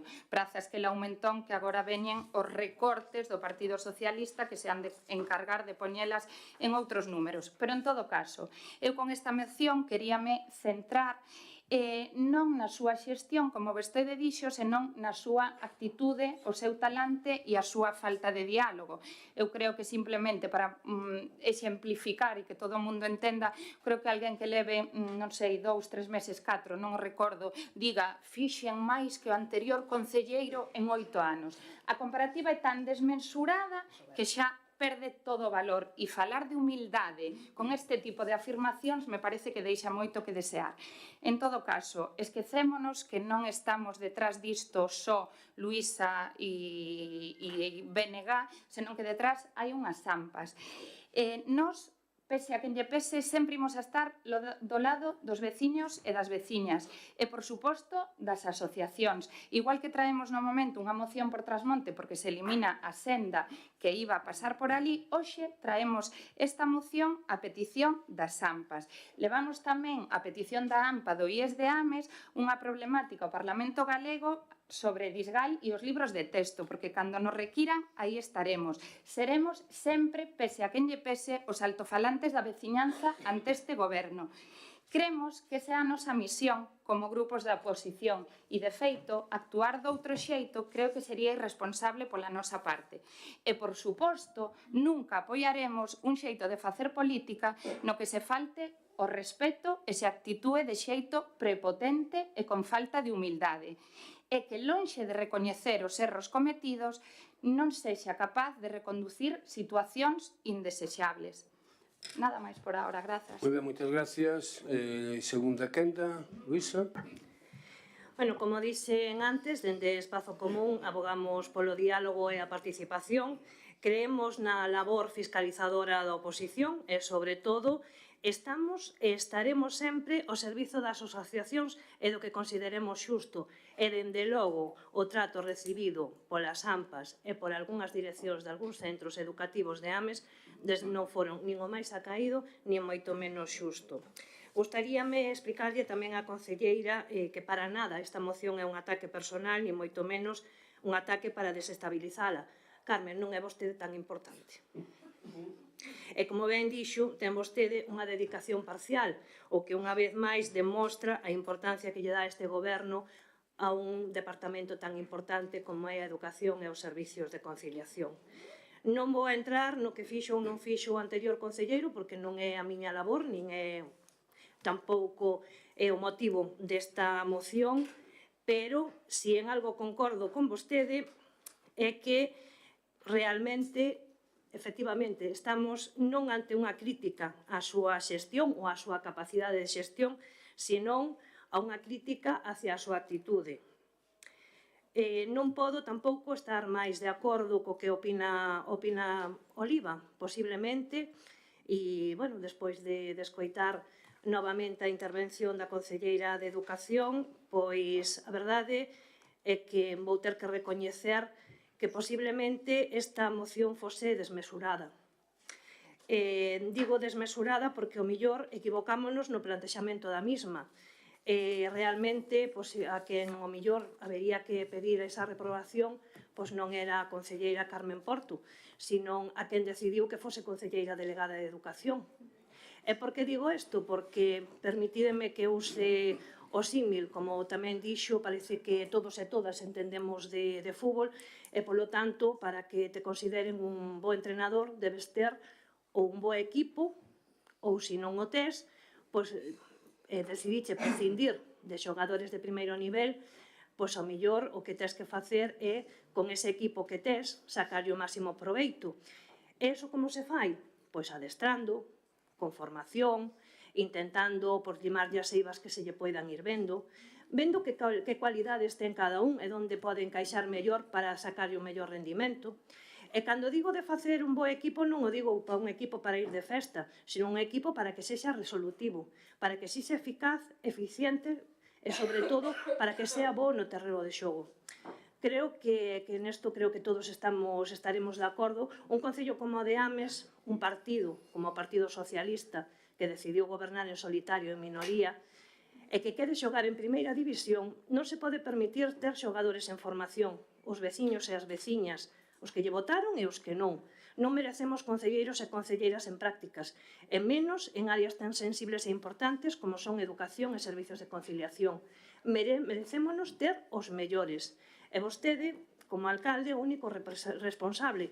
Así que, por favor, asuma dunha vez os seus erros e os dos seus concelleiros, que non pasa nada, equivocámonos todos, e reconduza a situación polo ben de todos e todas. Moitas gracias polo Grupo Popular. Bueno, gustaríame empezar diciéndolle a Escarlata que do anunciado en prensa, eu non sei se ti tes a documentación, porque igual te la tíanos, non? O que me estás dicindo, de que eu dixeches antes, del 12, o mellor ti tes a documentación e nós non. Pero, o que ti me dixeches? As medidas da subida, non? Son esas. Vale, está na prensa, pero ti tes a documentación? Vale, é a prensa que... Pediríalle que non entren en debates entre vostedes, despois se queren falar, falan á salida e aclaran, pero ahora non é un debate así entre nós, vale?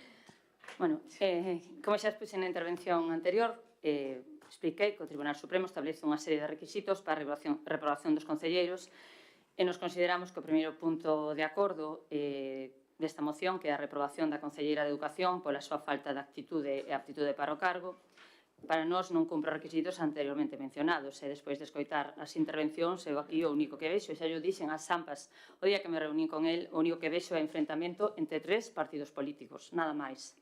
Mentres que co segundo punto de acordo, que é solicitar que se poñan todos os medios posibles por parte do Goberno para a recondución desta situación polo ben de todos e todas, estamos totalmente de acordo. Temos uns servicios de conciliación envexables, e debemos remar xuntos para seguir mellorándos e que sigan sendo o referente que son.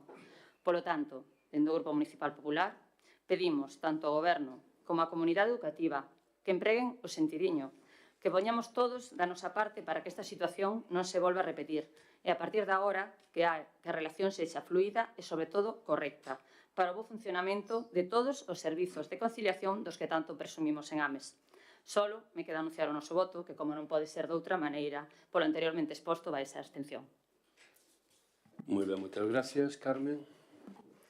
Nada, simplemente dicir que non vou a entrar. Eu, pola miña parte, podo asegurarlles que seguirei traballando pola veciñanza de Ames durante os 3 anos que restan de mandato, con máis intensidade se cabe, con erros e acertos, pero sempre con respeto e con humildade. As portas desta concellería estiveron, están e estarán abertas para calquera que o precise. Moitas gracias. Moitas gracias, Escarlata. Nada, simplemente aclarar unha cousiña que antes non me dou tempo a decir e se me gustaría, como non estaba aquí, pois comentarllo a Carmen Porto que esa transversabilidade da que presumía tamén a tiñamos no goberno que eu estaba con Miñones. Se traballaba de xeito transversal, nos reuníamos todos, preparábamos o Nadal, todos e todas xuntas, existía.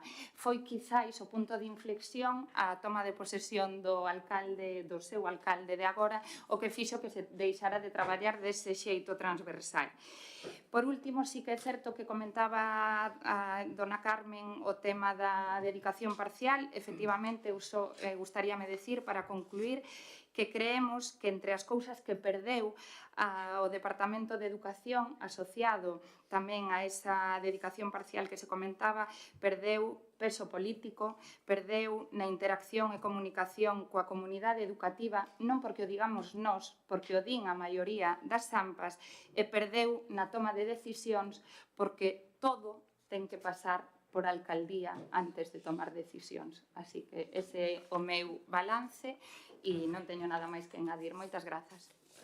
Moi ben, moitas gracias. Simplemente antes de votar, como foi un aludido varias veces, simplemente decir que evitemos isto, entonces, porque non presentaron a reprobación contra a miña figura e contra a miña persoa, e así nos evitábamos isto.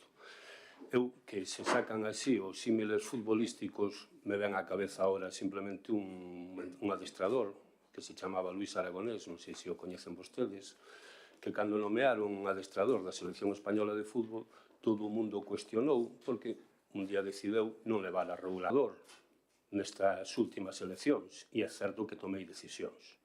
É certo que tomei decisións de quitar do meu equipo da selección que fixen a persoas que creaban mal ambiente, é certo.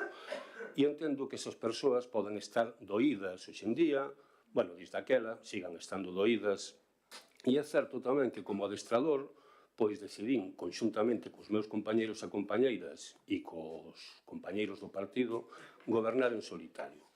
E entendo tamén que haxa persoas desta corporación que teñan certo malestar e certo resquemor. O entendo, o acepto e o comparto, porque ao mellor eu se me vise nesa situación, pois tamén estaría igual. Eu, o que lles quero dicir que vamos a seguir traballando durante o tempo que nos queda, algo máis de 3 anos, da mesma maneira que estuvamos traballando agora. E aquí hai unha cousa que non podemos escapar ninguén dela, que dentro de 3 anos, no mes de maio, haberá eleccións e os cidadáns serán os que decidan o que queren. Nin ustedes, nin nós vamos a decidilo. Decidirán os cidadáns. Eu só lle pido que nos deixen traballar e que, que nos den, aos veciños sobre todo, sei que ustedes non, que nos den a oportunidade de seguir gobernando na rúa e tomando decisións. Cando un toma decisións, ten unha cousa que non beneficia nin lle convencen a todo o mundo. E para rematar, porque xa as tiña anotadas e vou a ler, no 2017, como se dixo aquí, houve unha reprobación injusta. Eu dixen que intervín naquel pleno, dixen que era injusta. E naquel pleno se dixo o seguinte: cantos máis esforzos fagades e tempo dediquedes a intentar romper este grupo de goberno, máis unido estaremos. Iso se dixo naquela reprobación e eu o sigo constatando aquí. Confunde a autoridade co autoritarismo. Iso lle dixeron ao concelleiro reprobado, un dos grupos que estaba aquí. Responder con soberbia e prepotencia. Iso lle dixeron a aquel concelleiro reprobado aquí. Sin dúda, este pleno ten moitísimas similitudes con aquel outro, que a diferencia de que aquí non levamos un ano de goberno e aquel levábamos algo máis de ano e medio. Pero as similitudes son as mesmas políticas. As mesmas políticas. Hai tantas similitudes que naquel pleno hasta tomou posesión unha concelleira nova sustituindo outro que había marchado. Hoxe, casualmente, volve a pasar o mesmo. Cada un é libre de facer o que queiran, vostedes o fan dentro do seu dereito, pero me ciño ao que acabo de ler aquí e que se dixo naquel pleno do ano 2017. Procedemos a votar a reprobación. Votos a favor da reprobación. Espacio Común e BNG. Votos en contra. Grupo Socialista. Abstencións. Grupo Popular. Polo tanto, decae a reprobación.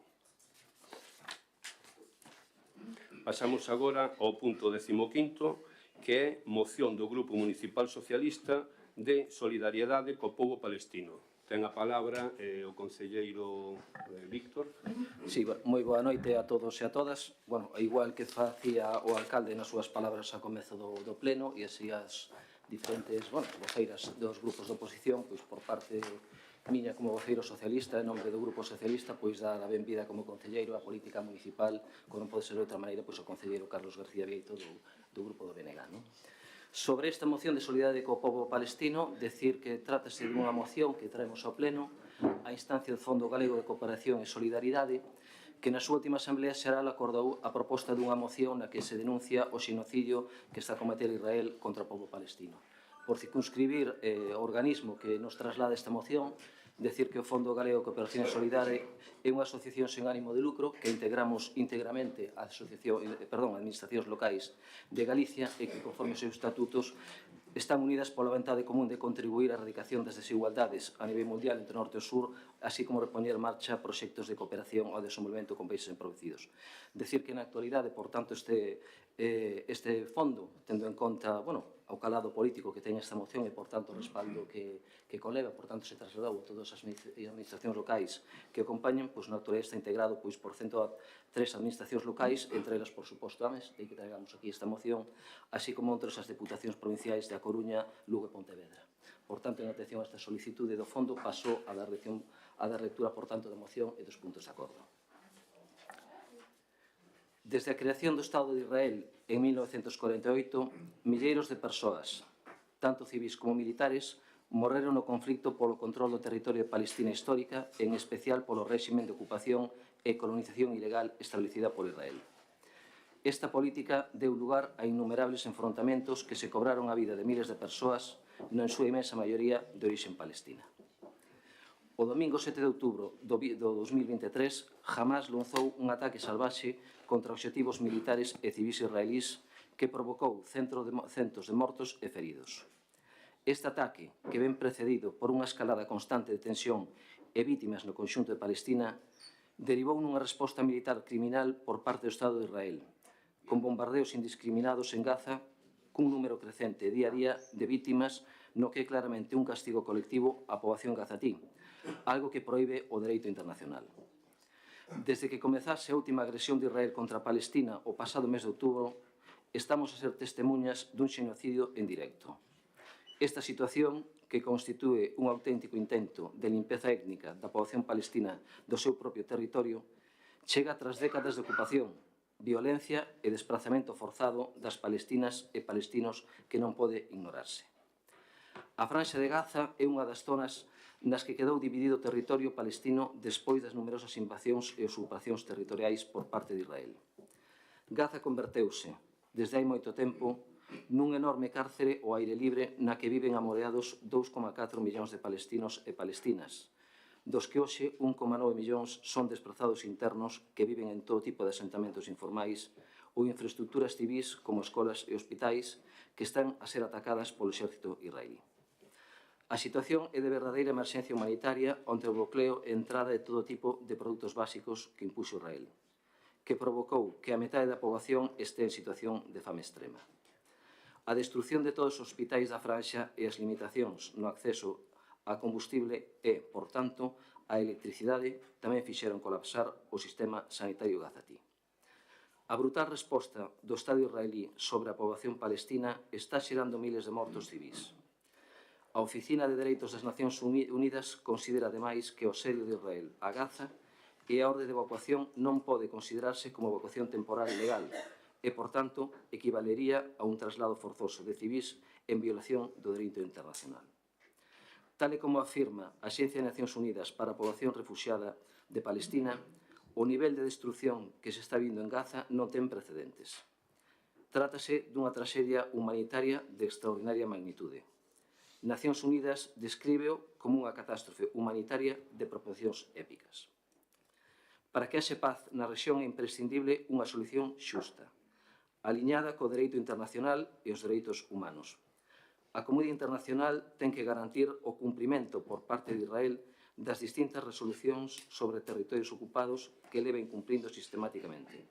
Garantir o dereito de Palestina a ser un Estado soberano e independiente e por en marcha de inmediato un proceso de paz que garanta o final do conflito armado. Por último, os gobernos locais deben asumir un rol importante no ámbito das relacións internacionais e a cooperación para converterse en actores de paz e facer da diplomacia de cidades unha ferramenta útil para hacer fronte aos conflictos como o do Oriente Próximo. Por todo iso, preséntase a Corporación do Concello de Anes a toma dos seguintes acordos. 1. Condenar firmemente os ataques terroristas xerados pola ofensiva de Hamás contra Israel e a declaración de guerra do Estado de Israel contra a faixa de Gaza, que está a causar miles de mortes e feridos, especialmente entre a poboación civil. É unha catástrofe humanitaria sin precedentes que aumenta cada hora que pasa. 2. Instar ao Estado de Israel a que poña fin de xeito inmediato ao asedio e bombardeo sobre territorios palestinos e a retirada de tropas israelís dos territorios palestinos que actualmente ocupan. 3. Instar a Hamás e outros grupos armados a acabar cos seus ataques deliberados contra civís, co lanzamento indiscriminado de explosivos, cos homicidios deliberados e coa toma de reféns. Neste senso, o Pleno exixe a liberación das persoas tomadas como reféns de xeito inmediato. 4. Exixir ao Estado de Israel a supresión do corte de suministro de alimentos e produtos básicos imposto á población civil palestina, por vulnerar o dereito internacional, e a que permita que a axuda humanitaria chegue á poboación vítima desta barbarie en condicións adecuadas. 5. Amosar a súa solidaridade e apoio á poboación palestina, tanto residentes en Palestina como no exilio, que sofren as consecuencias desta guerra de ocupación exercida por Israel desde hai 75 anos. 6. Unha paz xusta e duradeira exixe acabar coa ocupación dos territorios palestinos por parte de Israel e recoñece o dereito a autodeterminación do pobo palestino, observando o dereito internacional e as resolucións da ONU. 7. Insta ao Goberno de España a sumarse e prestar o seu apoio á demanda interposta por Sudáfrica contra Israel ante a Corte Internacional de Xustiza polo delito de apartheid e exixe o cumprimento das medidas cautelares que obrigan a Israel a deter o xenocidio da poboación palestina. 8.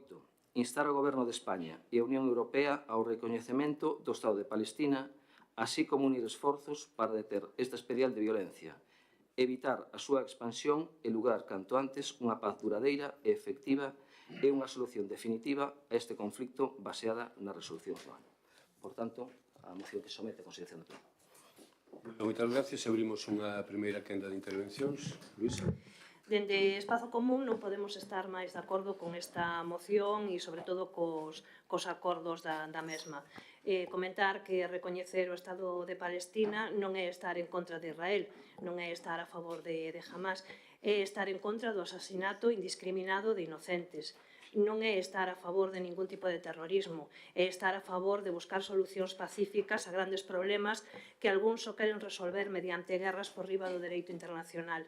A cidadanía non quere guerras e as administracións temos que estar á altura desa vontade pacífica e pacifista. Temos que primar a solidaridade. Temos que pensar nos miles de cooperantes que arriscan a súa vida para axudar os que máis sofren as consecuencias das guerras. Temos que defender todo o que implica os dereitos humanos. Negar o dereito de recoñecemento do Estado palestino non fairía máis que prolongar esta crise humanitaria sin precedente. Polo tanto, anunciamos o noso voto favorable a esta moción, non sin antes poñer de manifesto que cando este mesmo organismo, Fondo Galego de Cooperación e Solidaridade, que hoxe tanto pon en valor o voceiro socialista, e trae esta moción xa que a presenta o fondo, tamén nos houbese gustado que cando este mesmo Fondo Galego presentou a moción para en apoio ao pobo saharaui, se lle houbera dado pois o mesmo tratamento por parte deste Concello. Gracias. Moi ben, moitas gracias por parte do BNG. Alexandre. Bo día a todos e a todas. O primeiro que lamentamos que esta moción non se convertera en declaración institucional de todas as forzas políticas e, ainda discrepando en algún calificativo que se emprega na moción, pensamos que non están as cousas para poñerse de perfil diante deste xenocidio televisado e transmitido día sí día tamén nas redes sociais, polo que anunciamos o voto favorable. Obrigado. Moi ben, moitas gracias polo Grupo Popular. José Ramón. Ben, moi boas noites a todos os que estamos aquí presentes e a xente que nos está vendo en streaming. Voltamos a traer a pleno unha moción sobre o conflicto palestino-israelí do que xa faláramos no mes de novembro neste mesmo pleno. É un conflicto que evidentemente cada vez preocupa máis a comunidade internacional. Creo que neste caso temos que diferenciar entre a intención da moción, que non dubidamos de que é unha moción moi ben intencionada por parte do Fondo Galego de Cooperación e Solidariedade, do que finalmente se plasma e se pide na moción. O marco xurídico internacional no que compre inferir esta moción é a Constitución Española, os tratados europeos, tanto o Tratado da Unión como o Tratado de Funcionamento da Unión, e a Lei 2/14 de Acción do Servicio Exterior do Estado. Dentro da Constitución Española é moi clara cando di que o dereito a declarar a guerra ou o dereito a defenderse da guerra é competencia exclusiva do Estado, así como o dereito a declarar novos Estados. Por tanto, diferimos xa dende o encabezamento da moción no que se di que nesta cuestión os gobernos locais debemos asumir un rol importante. Esta é unha cuestión que evidentemente trascende moitísimo os gobernos locais. A moción que se trae hoxe aquí trae 8 puntos, e 8 puntos completamente divergentes un dos outros. Nalgúns puntos non se solicita ningún tipo de acordo, simplemente se fai unha declaración, se di a paz ten que ter esta serie de características. Noutros casos se solicitan cousas que, baixo o noso punto de vista, carecen absolutamente de sentido. Nós non podemos instar a Hamás que é un grupo terrorista, un concello non pode instar a un grupo terrorista. Outras non teñen cabida dende o punto de vista xurídico, como o punto 7, instar o cumprimento de resolucións da Corte Penal Internacional. A Corte Penal Internacional é un organismo independiente creado polo Tratado de Roma e ratificado por España, é dicir, España forma parte da mesma, por lo tanto, firmar este tratado xa está dando soporte a este tribunal e a executividade da resolución, en este caso de medidas cautelares. Non ten sentido, dende o punto de vista xurídico, esta petición. Outras, baixo o noso punto de vista, son cando menos discutibles, como instar o goberno de España e a Unión Europea ao recoñecemento do Estado de Palestina. O goberno de Pedro Sánchez xa intentou que a Unión Europea fixese este recoñecemento en vano estas últimas semanas. Esta mesma semana, de xeito unilateral, declarou o recoñecemento do Estado de Israel. Recoñecemento que, dende o punto de vista do dereito, non ten repercusión alguna. E, por outro lado, temos que valorarse o momento para facer este tipo de recoñecementos. Hai que poñer en valor que esta mesma semana tanto Hamás como os talibáns deron as gracias a España por este recoñecemento. Este recoñecemento non é máis que un premio. Que mensaxe estamos lanzando? Que para recoñecer Estados temos que matar a xente, temos que facer atentados. Ademais, tenemos que plantexarnos cales son os aliados internacionais que queremos tener dende España, os talibáns, o Estado Islámico, Hamás. Bueno, a verdad que, tendo en conta que Pedro Sánchez é amigo das dictaduras como a de Maduro, a verdad que nada nos sorprende. E tamén é certo que, mentras falamos do recoñecemento de Palestina, pois non falamos da investigación da muller de Sánchez, non falamos do caso Coldo, ou non falamos da lei de amnistía. Hai outros puntos cos que podemos estar de acordo, é dicir, a condena do ataque terrorista de Hamás en Israel o pasado 1 de outubro, a solidaridade co povo palestino, ainda que votamos de menos unha declaración nesta moción de solidaridade co povo israelí, que ten sufrido durante décadas ataques armados e ataques terroristas. Israel, que non o esquezamos, é a única democracia liberal do Oriente Medio. Nós, dende logo, sempre consideraremos e condenaremos todo tipo de ataques terroristas como non pode ser de outro xeito. Tamén estaría ben que amosásemos a nosa solidaridade co povo palestino por ser usado como escudo humano por Hamás, ou pola falta de liberdades individuais que sofren polas imposicións de Hamás.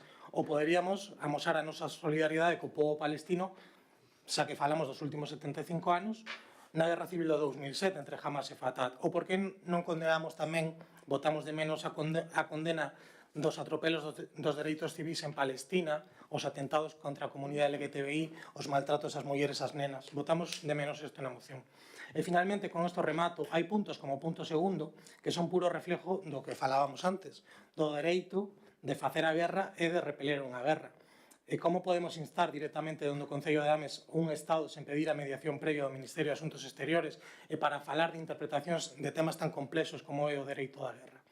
E remato como empecé, non dubidamos da boa intención dos promoventes da moción, pero a forma na que foi plasmada, dende logo, nós non a podemos apoiar. Moitas gracias. José Ramón, Víctor, tes a palabra. Sí, moitas grazas. Bueno, efectivamente tamén coincido co que se di de que para nós, así intentamos, sería desexable que esta moción no seu momento se traducira tamén nunha declaración institucional. Non? Vamos a ver, eu entendo que esta é unha proposta de moción equilibrada, xusta, que toca todas as cuestións que neste momento están candentes a nivel internacional, condena a actitude e os atentados levados a cabo por Hamás, hai que distinguir o que é o povo o povo palestino, do que é unha organización reconhecida internacionalmente como Hamas. Todos esos atentados foron condenados. A actuación de non liberación dos reféns así se reflexa tamén nesta moción. Esta moción con todos os puntos que leva a cabo, que tratamos de chegar aquí nun acordo que veñen a decirnos en outra cousa que o reflexo que ven dicindo o dereito internacional e que se ven dicindo desde a ONU.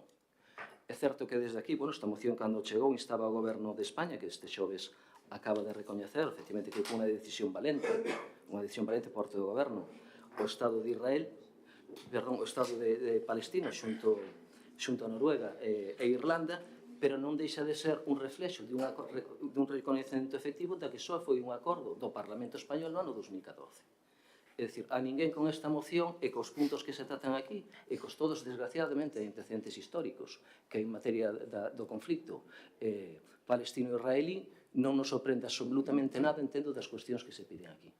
O recoñecemento do Estado palestino é un recoñecemento do ONU desde o ano 47, recoñecido a nivel internacional por 146 estados, que recentemente, o pasado, creo, mes de abril, intentouse no Consello de Seguridade da ONU, que elemento previo preceptivo para poder recoñecer oficialmente o Estado de Israel, que se pronunciara o Consello de Seguridade. O Consello de Seguridade obtuvo a maioría máis que suficiente para desbloquear ese veto, recoñer oficialmente, simplemente que se impideu polo veto que ten unilateralmente Estados Unidos.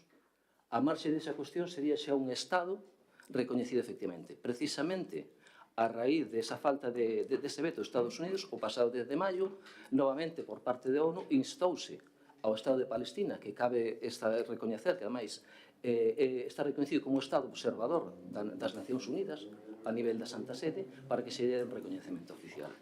Esta é unha moción para poñer coto, creo que as administracións locais, é certo que desde o ámbito dista e as competencias que exercemos, lóxicamente é un caixe xurídico, o efecto xurídico é pequeno ou nulo, pero non é menos certo que é importante o calado e o impacto político. Estamos a falar dunha cuestión que xa dura máis de 75 anos e que, lóxicamente, neste conflito armado con máis de 35.000 mortos, un 75% nenas e nenos e mulleres, debe de ser, pois, lóxicamente, un conflito militar con que hai que rematar en canto se poda. Quero recordar que, precisamente, creo que foi o día de onte, un alto funcionario representante do goberno israelí anunciaba que cando menos este conflito se iba a estender cando menos 5 meses máis, porque era o prazo que de entrada necesitaban para garantizarse unha, digamos así, victoria total, tendo en conta que o pobo masacrado realmente é o pobo civil que pouca ou ninguna culpa ten das actuacións que leva a cabo Hamas. É si decir que non todo o mundo está de acordo co que está facendo o pobo israelí.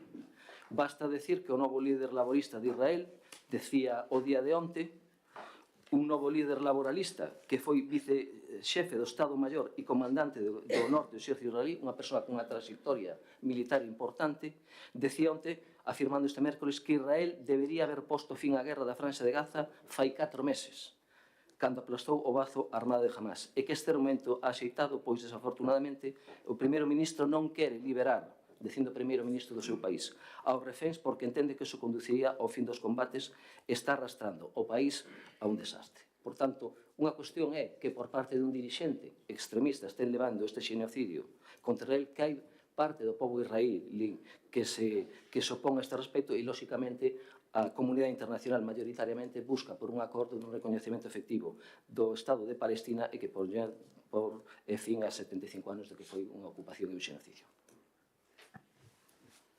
Moitas gracias. Segunda quenda. Luisa, Alexandra, José Ramón. Nada, pouco máis que engadir. Dende logo é un conflito complexo que debe ser resolto non dende actos unilaterais dun goberno, nin tampouco dende este tipo de mocións. E como dixo Borja sempre fai pouco, no que tamén deben depurarse responsabilidades no caso de que existan un conflito no que haberá que comezar por liberar os rehens para poder empezar unha negociación e, dende logo, un conflito que, dende o Grupo Popular, esperamos que se resolva pronto. Nada máis. Moitas gracias, Víctor. Non, porque o que ha dito, perdón, pois lamentar que nos sume o Grupo Popular pois esta moción, porque creo que daría un complemento importante e daría un impulso, pois, bueno, ao que está facendo a nivel internacional, pois unha catástrofe humanitaria a todos os niveles, non? Moi ben, moitas gracias.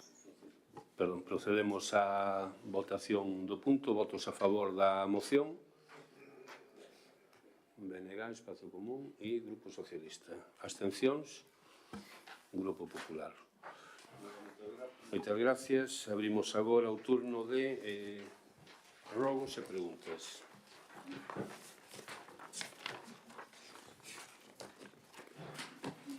Rogos? 4 solos. Grupo Popular? Nada. Luisa, cando queiras. Que se revisa a colocación dos revestimentos dos contenedores, sobre todo no entorno da Améndoa, que coinciden cos pasos de peóns e que dificultan, en algúns casos, a visibilidade, en outros obriga a invadir a calzada para poder ir a tirar o lixo. Gustavo, queres dicir algo ou non? Sí, bueno, non sei que hemos comunicado a empresa que está encargando de sitios, estamos esperando que veña non só eso, sino que máis rápido. Sobre o tema das... explicar unha cousa, porque sei que ás veces genera polémica, o tema de que as sillas novas de contenedores que están colocadas cara á rúa, como as outras que había antes, por unha razón lóxica. Eu sei que hai xente que di que tiñámolas que colocar pola acera para eles tirar a basura con máis seguridade, pero hai que pensar tamén que os contenedores os recolle o camión da basura, entonces están hacia a carretera para pasar o camión que os colla, non ter que dar toda a volta e meter o camión.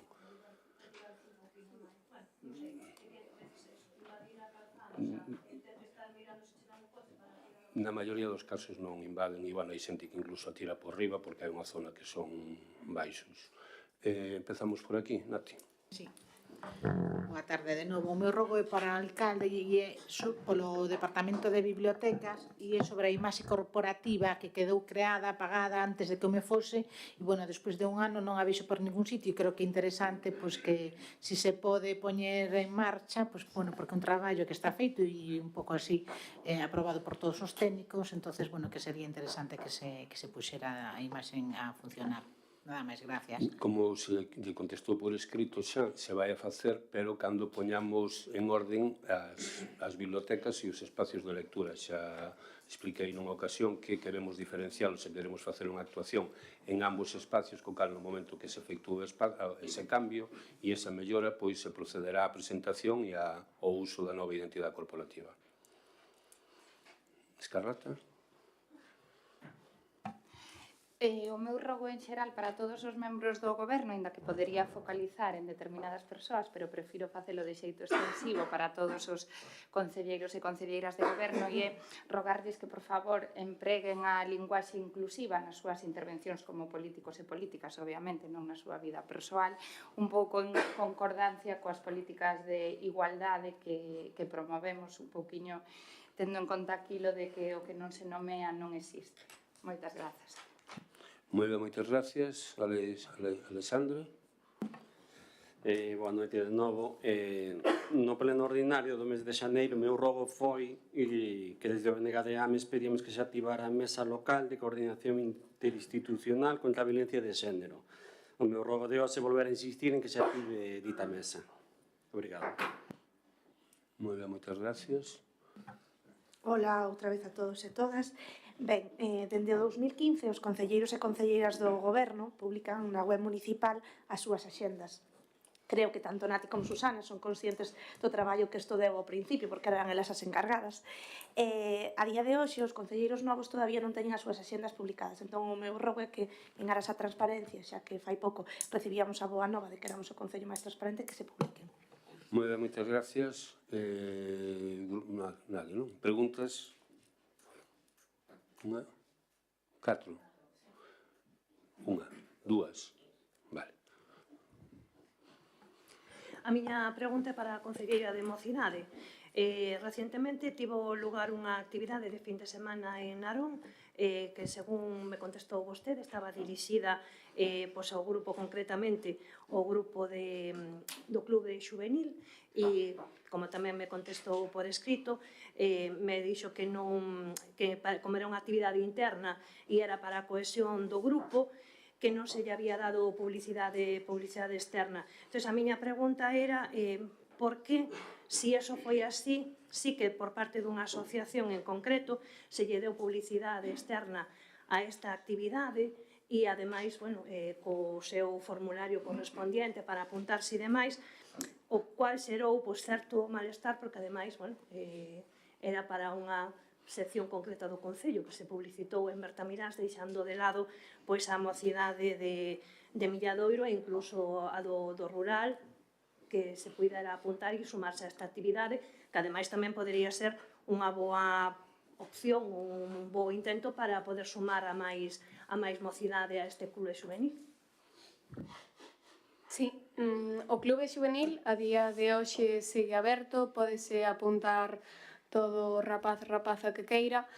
Si ben é certo que solo no Milladoiro temos un neno apuntado, todos os restantes son de Bertamiráns. Os rapaces e rapazas foron os que deseñaron ese cartel, foron os que decidiron.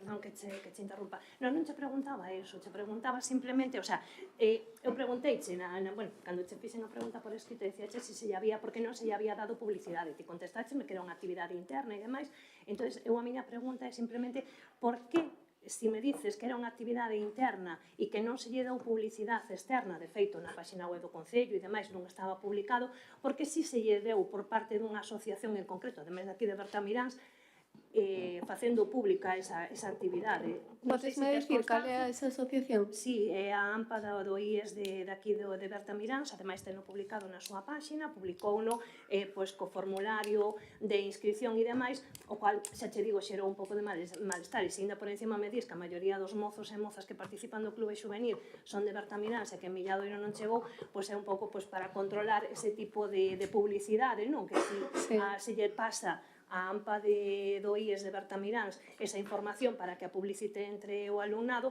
que tamén se lle pase a AMPA Milla para que tamén a poida publicitar entre o seu alumnado e, ademais, se hai publicidade, que, lóxicamente, creo que tampouco estaría ademais facelo na web. Simplemente eso. Imagínome que se fixo así co fin de que máis rapaces se apunten ao clube juvenil, que, como digo, segue aberto. Ademais, eles, o que iba a explicar anteriormente, foron os que deseñaron ese cartel e os que decidiron onde se colgaba. Estuvo colgado no Instituto do Milladoiro e no Instituto de Bertamiráns e días previos incluso podían apuntarse ao club e ir á saída. Gracias pola explicación e, se me permitides, a ver... Unha pregunta.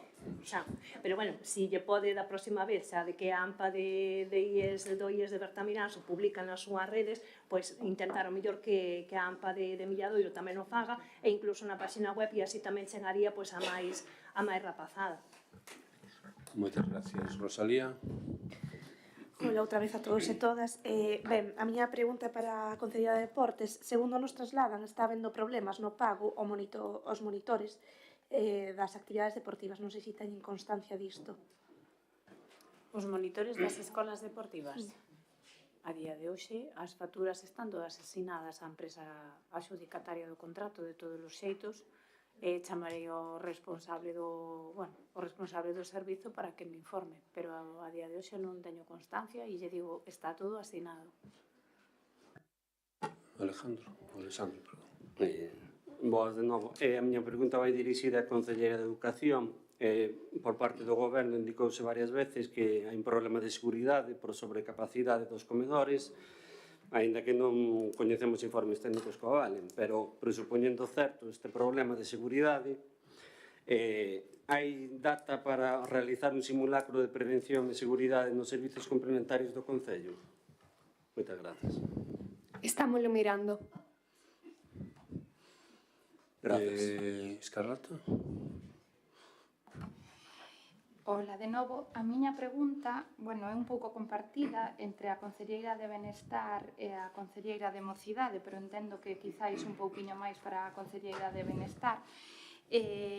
O 28 de febreiro creouse o Club Juvenil de Ames e apenas unha semana despois, o 6 de marzo, creouse o Club de Mocidade con Diversidade de Ames. A miña pregunta é se me poderían explicar ou brevemente cal é a motivación que leva a facer esta separación da mocidade de Ames e tamén se calquera persoa con discapacidade ou diversidade funcional pode estar no club xuvenil de Ames, do que non é de diversidade, e a verdade é que me parece un xeito de proceder que choca frontalmente coa búsqueda da inclusión real e efectiva que entre todos e todas debemos de buscar na nosa sociedade e incluso a nivel persoal, como moitos de vos sabedes, é algo que falo con certo coñecemento, non? Entón, bueno, simplemente se me podrías aclarar un pouquiño, grazas.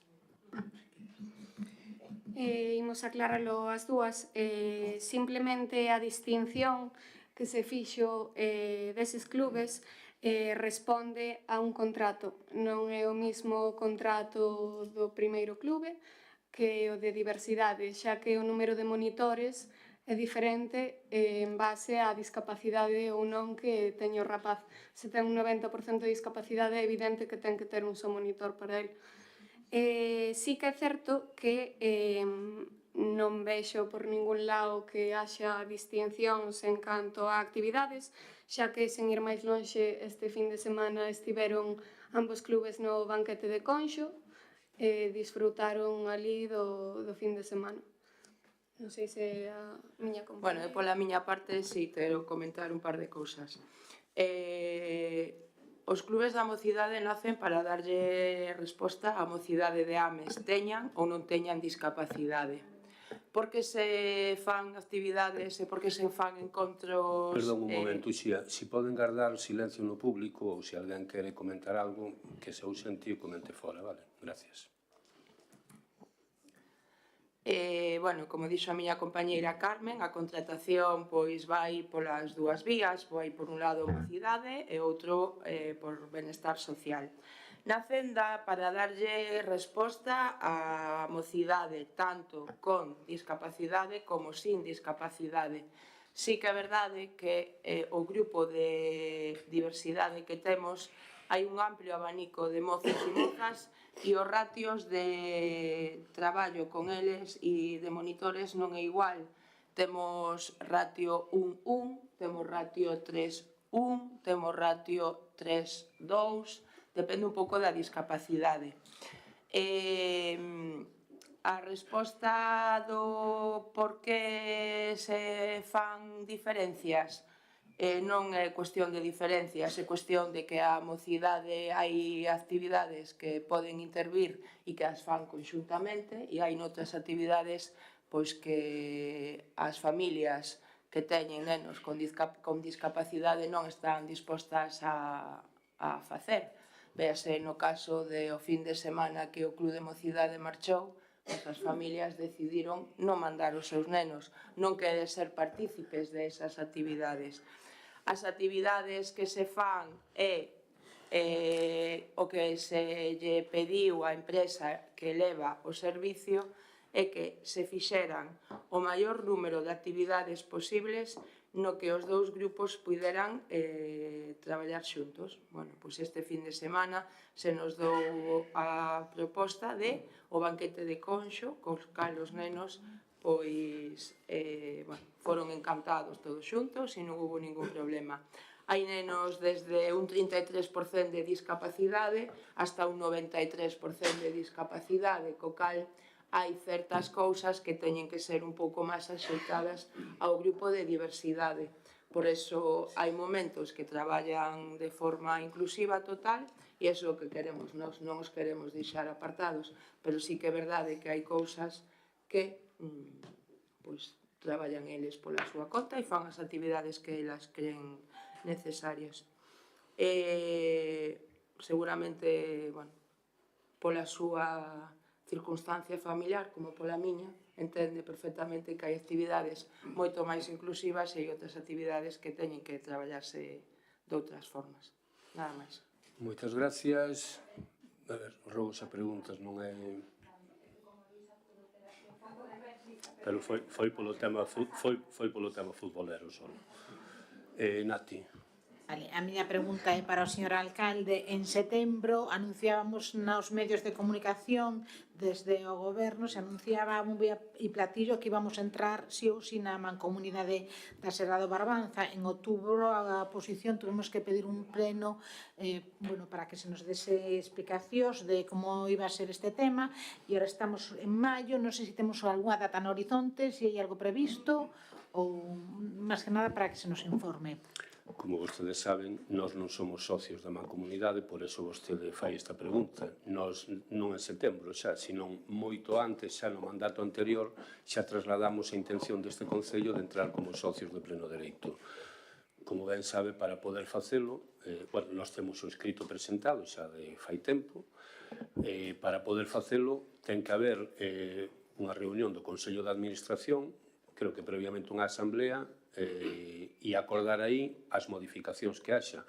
A día de hoxe non houve aínda nin asamblea, nin reunión do Consello, nin nada, co cal nós tamén estamos á espera e tamén o digo, pois bastante críticos ca situación que agora mesmo estamos vivindo na mancomunidade Serra do Barbanza, porque estamos nunha situación, non o Concello de Ames, todos os concellos estamos nunha situación, vamos a decir, irregular, non moi clara, con contrato vencido, e, nos nas reunións que nos convocan, que teño que decir que as últimas si nos están convocando, estamos solicitando en todo momento que se faga esa asamblea, se faga ese consello e se aprobe a nosa entrada, a risco de saber que a situación da mancomunidade de Serra do Barbanza agora mesmo, hoxe en día, non é a mellor como para poder unirse, sobre todo sabendo ademais os cambios legislativos que houbo e que hai que empezar a aplicar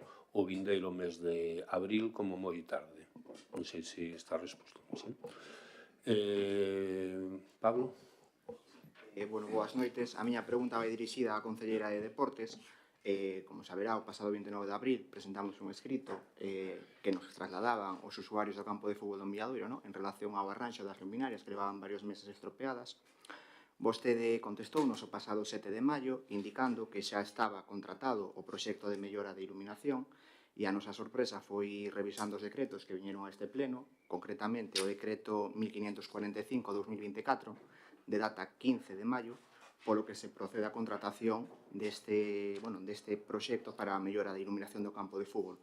E a nosa pregunta é, equivocouse vostede cando nos contestou o 7 de maio, ou, porque non quero pensar que nos tiña intención de mentir, eso douno por desbotado, ou é que vostede realiza a contratación dos proxectos anteriormente a ter o decreto da alcaldía? Obviamente non podo facer un contrato sin ter un decreto da alcaldía firmado. Confundime na data, teño que disculpar. Boas noites. Queríamos preguntar pola na Avenida Juan Bueno, hai xente que está descontenta na Avenida Juan Bueno. Hai xente que está descontenta porque leva sin pintar moito tempo. Queríamos preguntar se teñen pensado pintar ou...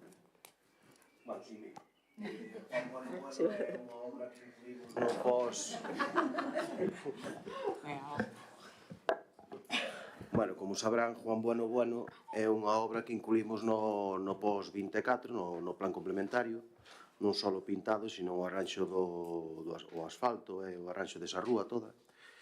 Ainda non nos chegou a orden para poder contratar o POS complementario. Unha vez que nos cheguen, que sepamos a cantidad económica e decidiremos as obras que incluímos, poderá ir a obra de Juan Bueno ou non.